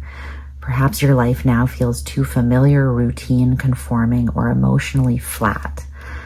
Your daily activities may lack spontaneity and vigor. You may wish to express your outward authority, mastery, and leadership in subtle and gracious ways. If so, your judgment and skill will be tested by new challenges in your life. Opportunities to explore the unknown may enter your life. By joining tenderness and strength, you have the opportunity to break out of the familiar and experience vigorous and harmonious ways of living and acting. So this is like a vigorous and intense breaking out of the familiar. But the familiar is this like oil of vitriol. I feel like you want to break out of that. It says, perhaps like water horses, your soul wants to rise above the surface of your fears and doubts. Take your time to acquaint yourself with these new developments, allowing your life to meet these new impulses arising in ways both tender and strong. So there's something that is pulling at like a tender part in you, but there's also something that feels super intense. And yeah, it feels like that's why you're kind of holding back, but I think that this wants to be it wants to be let loose. Like there's just so much energy here, raw energy, right? Leaping, this is Uranus energy, leaping off into a brand new adventure. Temperance, Jupiter, huge expansion. The Duende card, the sacred rebirthing bonfire. And then this water horses that rise up out of deep water and gallop across the top of it. Like there's huge amounts of energy here. So that is why this is such an important process, because it brings balance to your life when you allow it to, because it's like it keeps time with you and it helps you shift with your life. It helps you make those appropriate leaps and bounds when you need to, and it helps you make them from a place of strength and tenderness aligned with who you truly are without lashing out. It allows you to die and be reborn gracefully and to kind of tune into the flow, the dance of it, so that it can be something that you experience in a lighter way, and maybe even you can share your experience with someone instead of having to kind of like isolate yourself or choose between intimacy and connection versus your own nature, your own primal nature. Okay, so a piece of advice. Oh my gosh, look at this. This is literally a phone with a bunch of notifications. It says 333, 3% battery.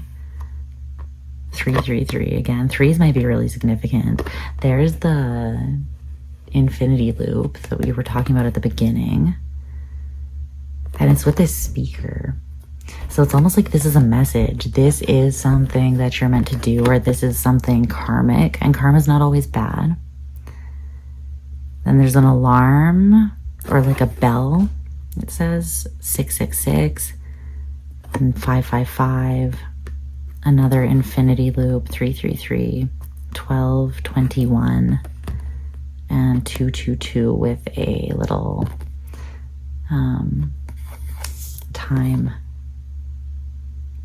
sand time thing. Why can't I remember what those are called? Okay, let's read what this says in the book. But that's interesting. Knock, knock, tick, tock. It's like there's something's knocking and there's a time. There's some sort of urgency, or right now is like you're in alignment with something, maybe for this huge transformation to take place. And maybe create something very magical, because this card is about creation, remember? Magical encounters between you and something or someone else, I feel like there's a call that you're meant to answer, something that you are meant to say or express. And you don't want to, I think, because it makes you feel vulnerable, or you know that it's going to kickstart. Well, I heard kickstart my heart, but I feel like kickstart this whole process as well. It says, time is a construct that cannot be possessed and therefore cannot be lost. And yet, the dogged notion it's running out, or rather, you are running out of it. So you feel right now like time's running out, or you're running out of it. This card is saying time's a construct and it can't be lost or possessed. But at the same time, something is in alignment here. Let me clarify that a little bit more before I let you go. Your reading, I think, has been a lot longer than everyone else's. I don't remember how long the other groups were. I recorded them last night, but I'm just kind of doing whatever. If there's some that are short messages, that's fine. If there's some that are long, that's fine. The starseed, but it came out in reverse. With the hidden inner strength, the shadow cat at the bottom of the deck. It's like there's a light in you that is intrinsically tied to the dark. It's this yin-yang, this temperance. There needs to be balance. And I feel like you've been trying to repress this shadowy part of you, or else then, like, when it does bubble up, it's not in balance. It's like this super acidic, violent, or you lash out maybe at those around you and hurt other people. But really, there's a light here that is meant to balance out this shadow, and again, make it so that you see it as a strength. Because when the two are working together in harmony, it is a strength. It's 4444. So you might want to check that number, the angel number, 4444. The fours are not on here at all. I would say threes, repeating threes and fours are quite huge. Because even 1221 is still 33. But yeah, there's something higher in you that actually, it's like if you give way and you lean into the embodiment and expression of this process in you, which is your very nature, it feels like, and you don't let it make you afraid, and you find a safe space to be vulnerable and intimate, maybe, and supported by somebody else or something else that makes you feel, that feels like a place you belong. As you move through this, then I feel like you are kind of stepping into your power here. But right now, you're not, because they both came out in reverse, right? So it's like, the reason why this is violent and out of balance, though, is because of the repression, not because, it's almost like you're afraid if you let it out, then because of the way that it has come out of you in the past, that it's going to be really toxic and dark. But I think it's only that way because it's not balanced. So it just kind of needs room to be expressed and breathe and to be accepted, because this is a valuable and important part of you. And it's meant to take you some really beautiful places, but you can only have these magical encounters, I feel like, with parts of yourself that you haven't even met yet. Like, because for the amount of darkness that you've experienced within you, there is the equivalent of light. And I feel like this is something maybe you haven't fully unlocked within yourself yet. You could be newer on your spiritual journey, or else you're going through a very intense ascension sort of phase right now. And you could be tuning into a part of you, an ancient part of you, or a very cosmic. Maybe you do kind of resonate with being a starseed. But anyways, group number 3, very interesting reading. Tune into, is now the time? Is something bubbling up within you that is ready to be leapt into and alchemized? I feel like there is something here though that it's like, it's a cycle that is karmic, yes, but it's also sacred. It's teaching you things, Saturnian energy. It's adding structure in a helpful way. It's adding structure that allows for an internal state of harmony and balance so that you can master your nature and show up, leaping out into life fearlessly, creating magic from a balanced place. This is very beneficial. This is a cycle that's not meant to end right now. So lean into it, because you're holding yourself back from something that's meant to be a supportive soul family, tribe. This is positive karma. Yeah, so they're saying like manifest this, manifest the strength to create and build, to release any pain, any karmic pain, heavy karmic pain that you haven't, so that you can approach something you have a lot of desire for from a place of inspiration and passion. Not grief, not heaviness, but from the sacred heart. Because denying this expansion is, I feel like it's not allowing the kindness of your heart to shine, and you're not channeling all of your will and your energy and your innate intensity and strength towards where you actually want to go. And I also feel like if your heart is pulling you somewhere, it in itself is also, there's something about alchemy here. It's like everything, alchemy has come out so many times in one way or another. The magician that I just had said, the alchemical master, I think. This is the alchemical heart. This is the sacred fire that is alchemical in nature because it rebirths.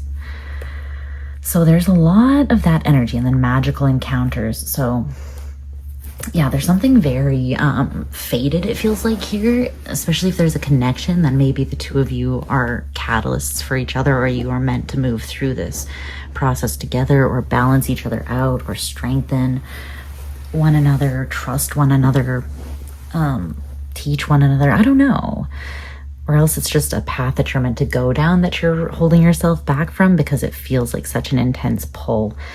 And in the past, maybe you didn't make such discerning choices. So anyways, that's what I'm seeing for you, group number 3. I hope this is helpful. I love you so very much. And yeah, feel free to check out another pile if you desire.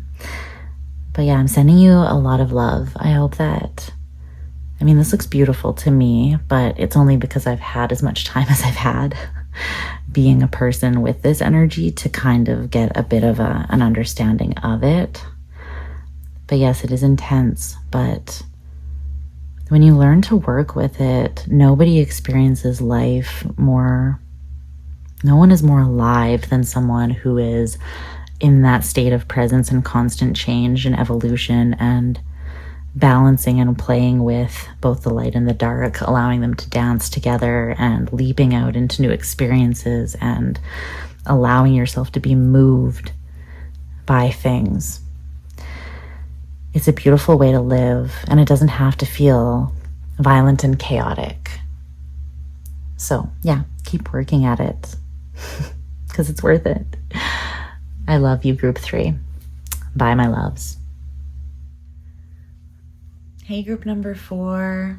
I hope you're doing well. Okay, you're in group number 4 if you chose this deck and the incense matches. So let's just kind of dive right in and see what element this is that you're not maybe connecting with as much, or maybe it just has, maybe it has a tendency that's kind of like a pattern of being a little bit overshadowed or just not as confident a part of yourself that needs to be or wants to have some attention brought to it, so that maybe so that you can see the part that it does play in the big picture, or why it is valuable or important even when it feels like it's not. So what is this element for you?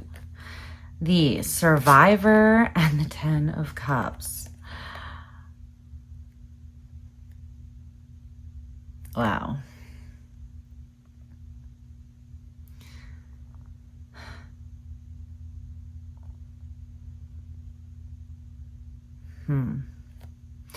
Okay, a large amount of energy is coming off these cards. Sorry, I just got really sucked into that for a second there.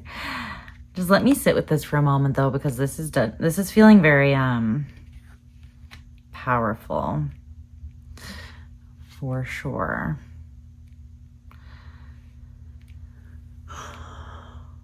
Survivor. Okay, so this is really interesting because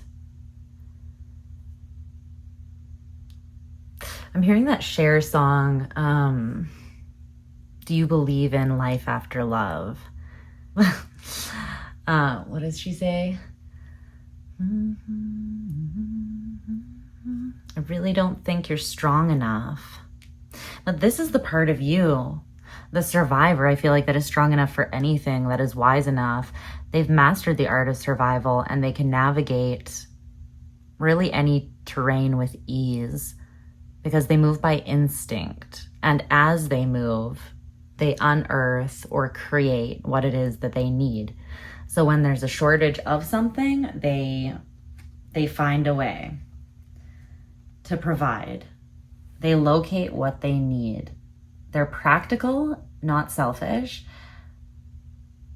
And they're generous because this is the part of you that has been in a space where they've needed generosity and support before, and they know what it's like to experience misfortune. But they're not afraid. They're not daunted. They're dexterous, admirably so. And they can turn any difficulty into an advantage with that genius kind of flexibility as well as their independence. This is an energy that lives life on their terms. They refuse to be patronized, oppressed in any sort of way. And it's a very endearing energy. Endearing. And enduring as well. It's kind of the epitome of that, of man's indomitable nature and capacity to adapt and endure no matter what we come up against. But this is for the sake of love. So this is the part of you that would do anything that knows that it can survive anything that love throws at it, that it is strong enough to believe in life after love and to pursue it again, to essentially never lose hope in the 10 of Cups, but always continue believing in it and reaching for it. It's giving very strong Gemini and Aquarian energy there. It's kind of this Uranian rebellious energy, but with that dexterity and flexibility. There's a lot of Gemini coming through as well, but it could be any mutable energy, really. So this is a part of you or an element that doesn't get enough credit. So tell me more about the survivor. This part of you has seen some shit though, but everything that they've experienced so far, they survived, right? Because you're still here. But this would be like the part of you that comes out when maybe you really need to apply yourself, or when shit gets a little shaky or situations get questionable. And you have to decide whether you want to show up for something to find the solution to help it succeed and blossom, or whether you don't. Because not everything deserves that, right? Your loyalty and generosity to it. Is there anything else about this before we move on? No, let's take a look at how it gets overshadowed or hidden or lost. This is the part of you, I feel like, that just wears its heart on its sleeve, but it still has its own, it's vulnerable, but it's got like a tough guy exterior with a big ooey gooey heart. And all it really desires is intimacy and closeness and love. Like this is like a lover boy, lover girl energy, but also an energy that has fierce devotion to their heart, to doing the right thing, to generosity and kindness to their fellow human, and to beauty, like experiencing beauty in their life in some way. And again, they generally instinctually they follow their heart and their inspiration, knowing that it will lead them to good things. When they get to in their head, they get very anxious about this being a vulnerability though. So maybe that has something to do with how it gets overshadowed, but let's see. Ooh, Chiron. Oh man, okay. Chiron and the Six of Swords, damn. This is giving rocky transition or rocky healing process. So when you are, yeah, I could see that. Because this is a very tender and sensitive part of you, not in a weak way, in a strong way, but because it is a tender, it's an open part of you, right? It's receptive and adaptive and flexible. So it's not like, what am I trying to say here? It's not rigid. So when you do go through situations here with Chiron and the Six of Swords, where the journey gets very, very bumpy and you get triggered, that's when you tend to put up some sort of shield, or it's interesting. It's like you repress the indomitable part within you, which is your own heart. And I'm wondering if you even act very much like yourself at these points, because I feel like the openness is what characterizes this energy, but this is not your entire personality, obviously. This is just one archetype or element that wants to be given more credit.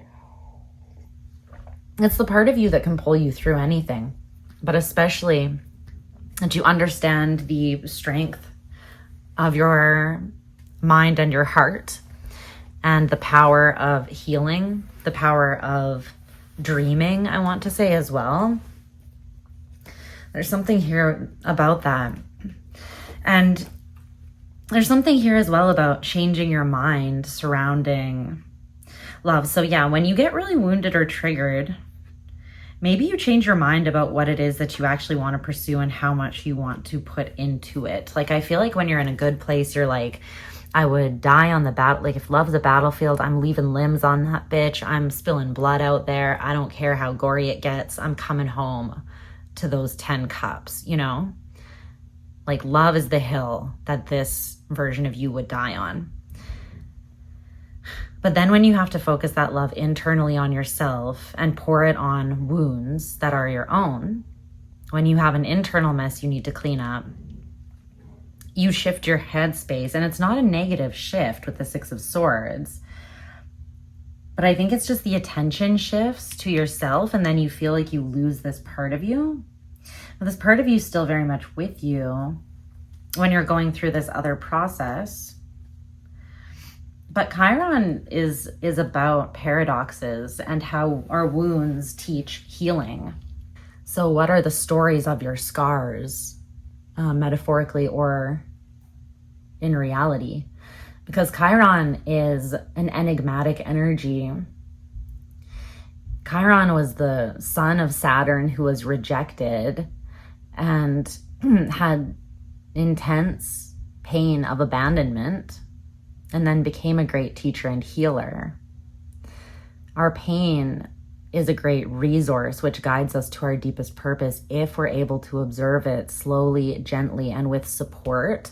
But that can be very difficult to do in its presence because it can have us feeling quite raw and vulnerable, especially when we are naturally this very open and courageous element, or when there's this strong element of us. But you're being called into a deepening, I feel like, which requires you to delve into tender parts of yourself and forgive yourself and be patient with yourself. When you go into a space, if you move into a space of somewhat feeling bad for yourself, right? Victim mentality or blaming the past, holding on to painful experiences, thinking too much of where you've been, not where that allows you to go next. That is when you get blocked. So it's almost coming through like depersonalizing your pain by thinking of a person that you love and admire, and then think about their story and how they've gone through pain and how that has served their greater purpose. Or if you're thinking about pain, think about someone that you love very deeply and would protect and care for going through the same thing as you, and how would you recommend that they deal with that? Like, what is the most loving advice that you would give them, and then give that to yourself? I feel like that is what will allow you to stay a little bit more open, even when you are going through these intensely intimate spaces in your healing journey. Because it's not just, Chiron is not a wound that it's not one thing we face and then it never comes back and we move forwards and we rise. We're spiraling, right? Healing is a spiral like this, or just time. Everything really is. So we come back around to things, and sometimes it seems like, why am I coming back around, or why am I here again? But you're not, because you've spiraled up, right? So you might be looking down at the same point, but you're like one story higher up above than you were before, if that makes sense. That's what this is with the Six of Swords and Chiron. It's like coming back to a space that is very tender.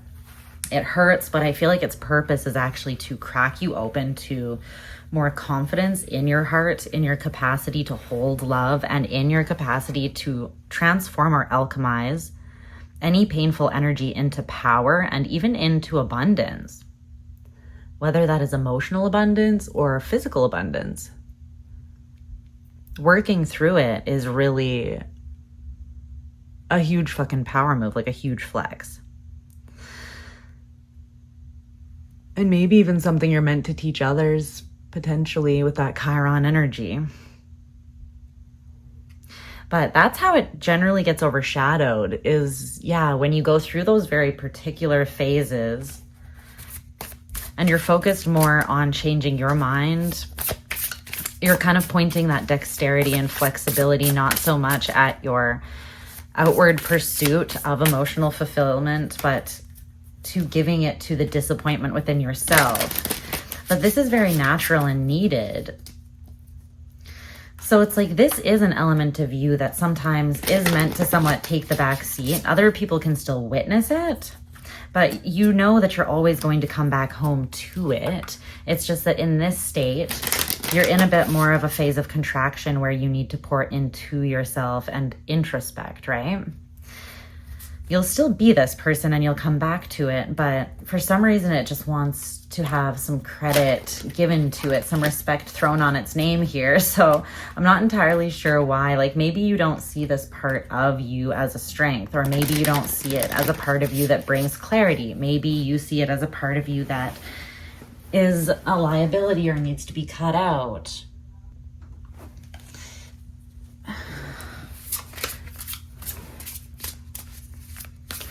Why this part is valuable and important. Why, or what you need to be reminded of here. I feel like it is because you don't notice how much abundance and power there actually is in this little pocket right here of your healing journey.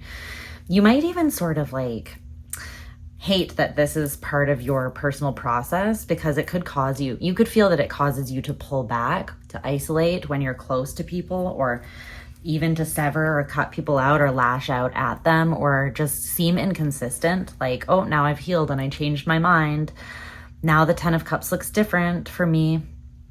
I don't think that's really it. I think that is more of a perception, because you can always work with this energy differently, but it's just how you, again, are looking at it and how you're framing it in your head and in your heart and the overall picture. So why do they want to highlight this as such an important part? The High Priestess, shape-shifting. It's very similar to that energy. Ram-horned snake. Number 23, shape-shifting. With the High Priestess. Wow. I'm going to read this from the book. I feel like there's something there that's powerful about that.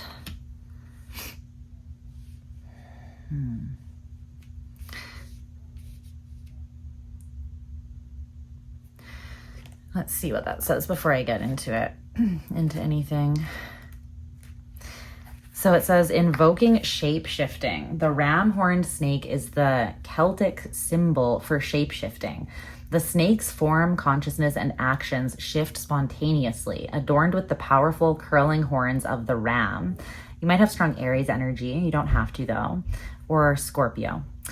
The ram horn snake unites the vigor and strength of the ram with the regenerative and healing powers of the snake. The ram horn snake shapeshifts to meet circumstances as they change. Yeah, and this is a lot of masculine energy if that's the case, right? Like assertiveness, which could also be why you feel off when you go into this more receptive state. Because Aries and Scorpio are both, they share the rulership of Mars, which is masculine warrior energy. So this could make you feel tender as is. Like you might kind of keep it under wraps under this tough, you know, whatever, poker face sort of exterior. Or even this energy that is always moving, like seems to always be like, I gotta keep on keeping on kind of thing. But you are seeking something here at the 10 of Cups. And you know very clearly, I feel, what that feels and looks like to you, even through these cycles and changes. It's like you're just kind of refining this picture. It's not completely changing your mind about what it is that you want. It's more like finding the perfect fit of what you want. So it's like looking for a new pair of pants. You know what kind of jeans you want, but you still need to go and try on a couple different pairs. And through every pair that you try on, you're going to refine that process till you find the perfect jeans that make your butt look just right, you know? So it says, if you chose this card, you're urged to bring shape-shifting to some aspect of your daily life. A present situation may invite a change in attitude or action, or a rearrangement of relationships, activities, plans, or details. Depending on the situation, the changes may be crucial to many people or subtle and perceivable only to you. By sensing the opportune moment, spontaneous shifts in action, consciousness, and outward appearance may occur quickly and effortlessly. Making the same change later may require some more time and effort, but by shape-shifting now, you will also strengthen your capacity to do it when the right circumstances occur in the future.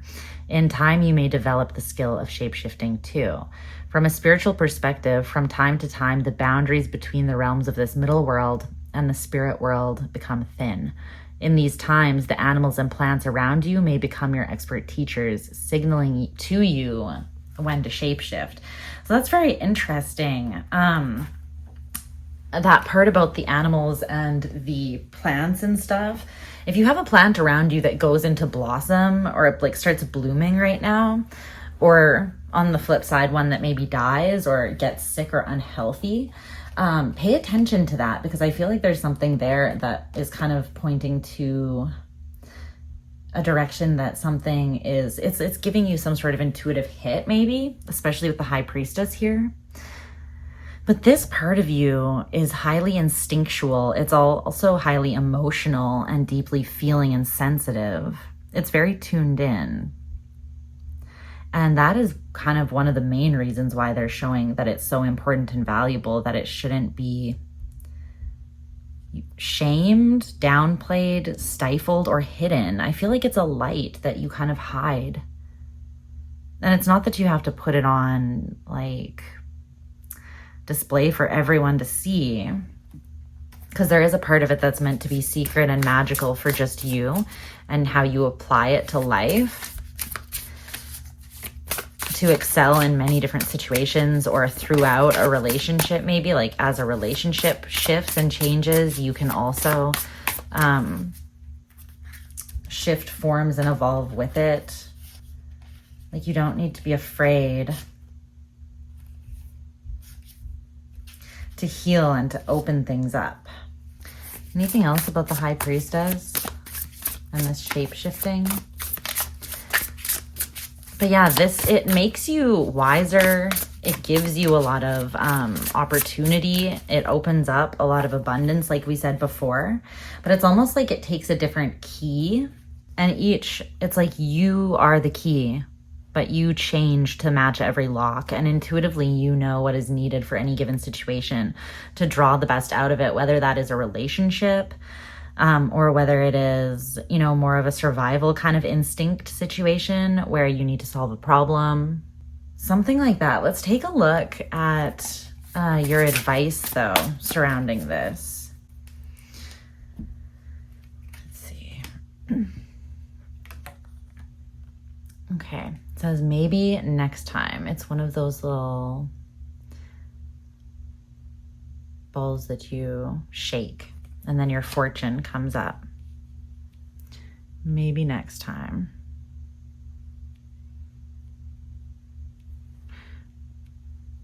Okay.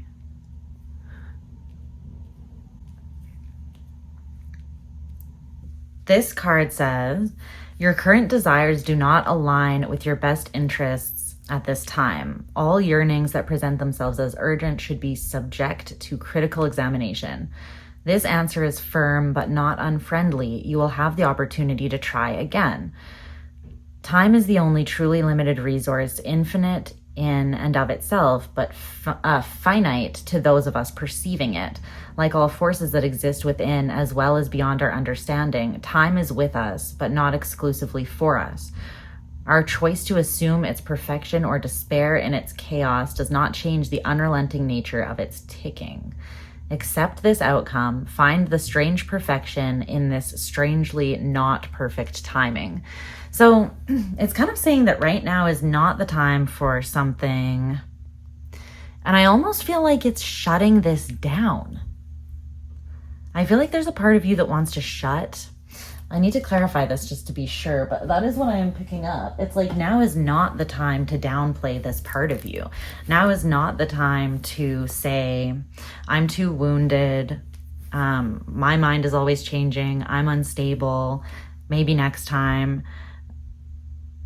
I feel like you've already been saying this and taking time, and you've done a lot of healing, and you still may feel tender and raw around that, but you are fully capable. Like, you have the ability to shift in and out of these cycles, to intuitively and like to make difficult decisions, to transform, but also to understand what is not transforming with you. So let's clarify maybe next time. What is this surrounding? What is it that it's not the right timing for group 4? What do they desire that is not the right time for? It might be, yeah, just to hide away with your tenderness when maybe you're being asked to offer your heart and your tenderest parts, most tender parts. That's exactly what it is. There's the Fool. Leaping out into something totally new and fresh. It's something that you're not pushing for right now because you don't believe. It's like you're in this wounded kind of energy, and I feel like you're slightly disconnected from your heart and your dreams. Like, do you have a dream? Are you focused on something right now that is not this? Because this is coming through as what you're kind of meant to move towards, and everything will be provided for you. This part is coming through as saying, I want to be seen and put into motion now. You can trust me. You can trust your own desire. You can trust your own ability to adapt, to become what is needed in any given moment, to take the leap and trust that no matter what comes up, you've got this. But I feel like here, you're not really pushing through, or you don't feel the strength like you have the strength to. And then with the Sun in reverse and the 8 of Wands in reverse and the Ace of Wands in reverse, my goodness, the 4 of Cups. Yeah, there's something that you're not bringing together right now, and you're very disappointed. You're in this kind of like blah energy. It could be because you're focused so much on things that you feel like need to change or need to heal before this would work. But Spirit's kind of saying, like, you have been given an opportunity that you're meant to leap out into, and you're not supposed to be perfect and fully refined and have it all together before you take this leap. You're meant to leap knowing that you have what it takes, just as it's like, come as you are. Come as you are. Come as you are, and the right person will love you for your perfect imperfection. Just like this might seem like the perfect timing or something like that, right? There's something here though where there's a block and you feel as though you don't have enough energy. That's what it is, because wands, the sun. It's like the masculine energy of assertion that you normally feel so connected to. Your feeling is lacking at this time, and it's because you're in this tender place and a lot is shifting in your perception of things. But I feel the message that's coming through is that if you do pass this by now, there will be another chance to take another run at it. But I feel like you've already done that a couple times, which is why there's this buildup of stuck energy and this disappointment surrounding something not coming together. Three of Pentacles in reverse.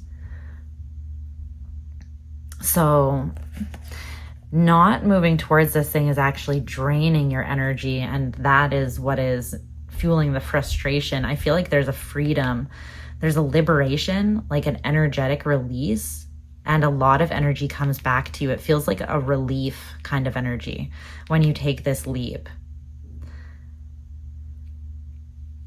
Yeah. Everything will be dealt with as it comes up. Just trust that you have the skills, the survival skills, and you don't need to push happiness away or not move towards it. Stagnating energy that really wants to move because you're denying some sort of true desire or passion that you have to, I feel like, chase after something else. There's something here where it's like that card said, your current desire is not what is actually needed. So I'm not sure exactly what you're focused on right now, but I feel like you're putting this on the back burner when really this is what's going to bring you the energy, the fulfillment, and the abundance. There's something about being able to tap into a lot of, like, a very abundant new beginning when you lean into this energy. So yeah, that is what I am seeing for you, group number 3. That's what I'm seeing. Is there anything else that wants to come through? I feel like that's it, but... Oh, okay. No, we got a couple. We got another message here. Let's see. The Ace of Cups and the 7 of Cups fell. What is this surrounding?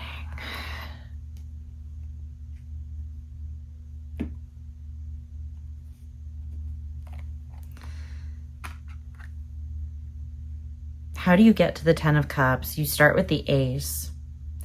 There's something about your own emotions and expressing them or making them available while taking a leap into something that makes you feel like these two states are kind of happening simultaneously. And that feels overwhelming and confusing because normally you shift one out for the other. Like you somewhat disconnect from this vulnerable, tender space and you go internally and you deal with, like, you know, what is shifting. And I feel like that is happening right now, but simultaneously there's like a fire that's being lit in your heart, and you know intuitively that you're wanting to jump into it, or you're meant to jump into it. You know that this Ace of Cups leads you to the thing that you want most, your deepest desire, and the thing that you pursue, even if you don't show other people that that's what you're after. But there's something here about now that this is showing up, there's like confusion. This could be something that you already walked away from, and now you're realizing maybe I can do both of these simultaneously. Maybe I can approach it a different way. Because the Ace and the 7 of Cups equals the 8 of Cups. That's why I say maybe this is something you already kind of distanced yourself from. But that's interesting. So they're just saying, is there anything else, or is that the only point that you wanted to make with that? Yeah, they just wanted you to know that, like, love will continue to exist. Even in the face of fear, even in the face of conflict, even in the face of deep healing and you contracting, you can still have love. I think in the past, maybe like you gave to something and you showed up slightly naive, like with a huge heart, but not understanding how to manifest forward movement that was consistent in a relationship maybe, or someone else did perhaps. I think there's something here that you want to reconcile with the Queen of Cups and the 3 of Cups, the Lovers in reverse. There's something here where there's been conflict and withholding or shutting down, but the desire is still there. So Move towards what you desire. Move through the confusions. They'll clear themselves up as you go. It's just coming from insecurity. You will find the way. You know the right thing to do. You are generous, just, and balanced. You have healed. You're clear. You have what you need to move forwards. Okay? So that is what is coming through here. I'm going to leave it there, I think, group number 4, but I love you so much. I hope this was helpful and resonant for you. If it was your message, mwah, I am just sending you all the love, and I will talk to you guys again very soon. Goodbye.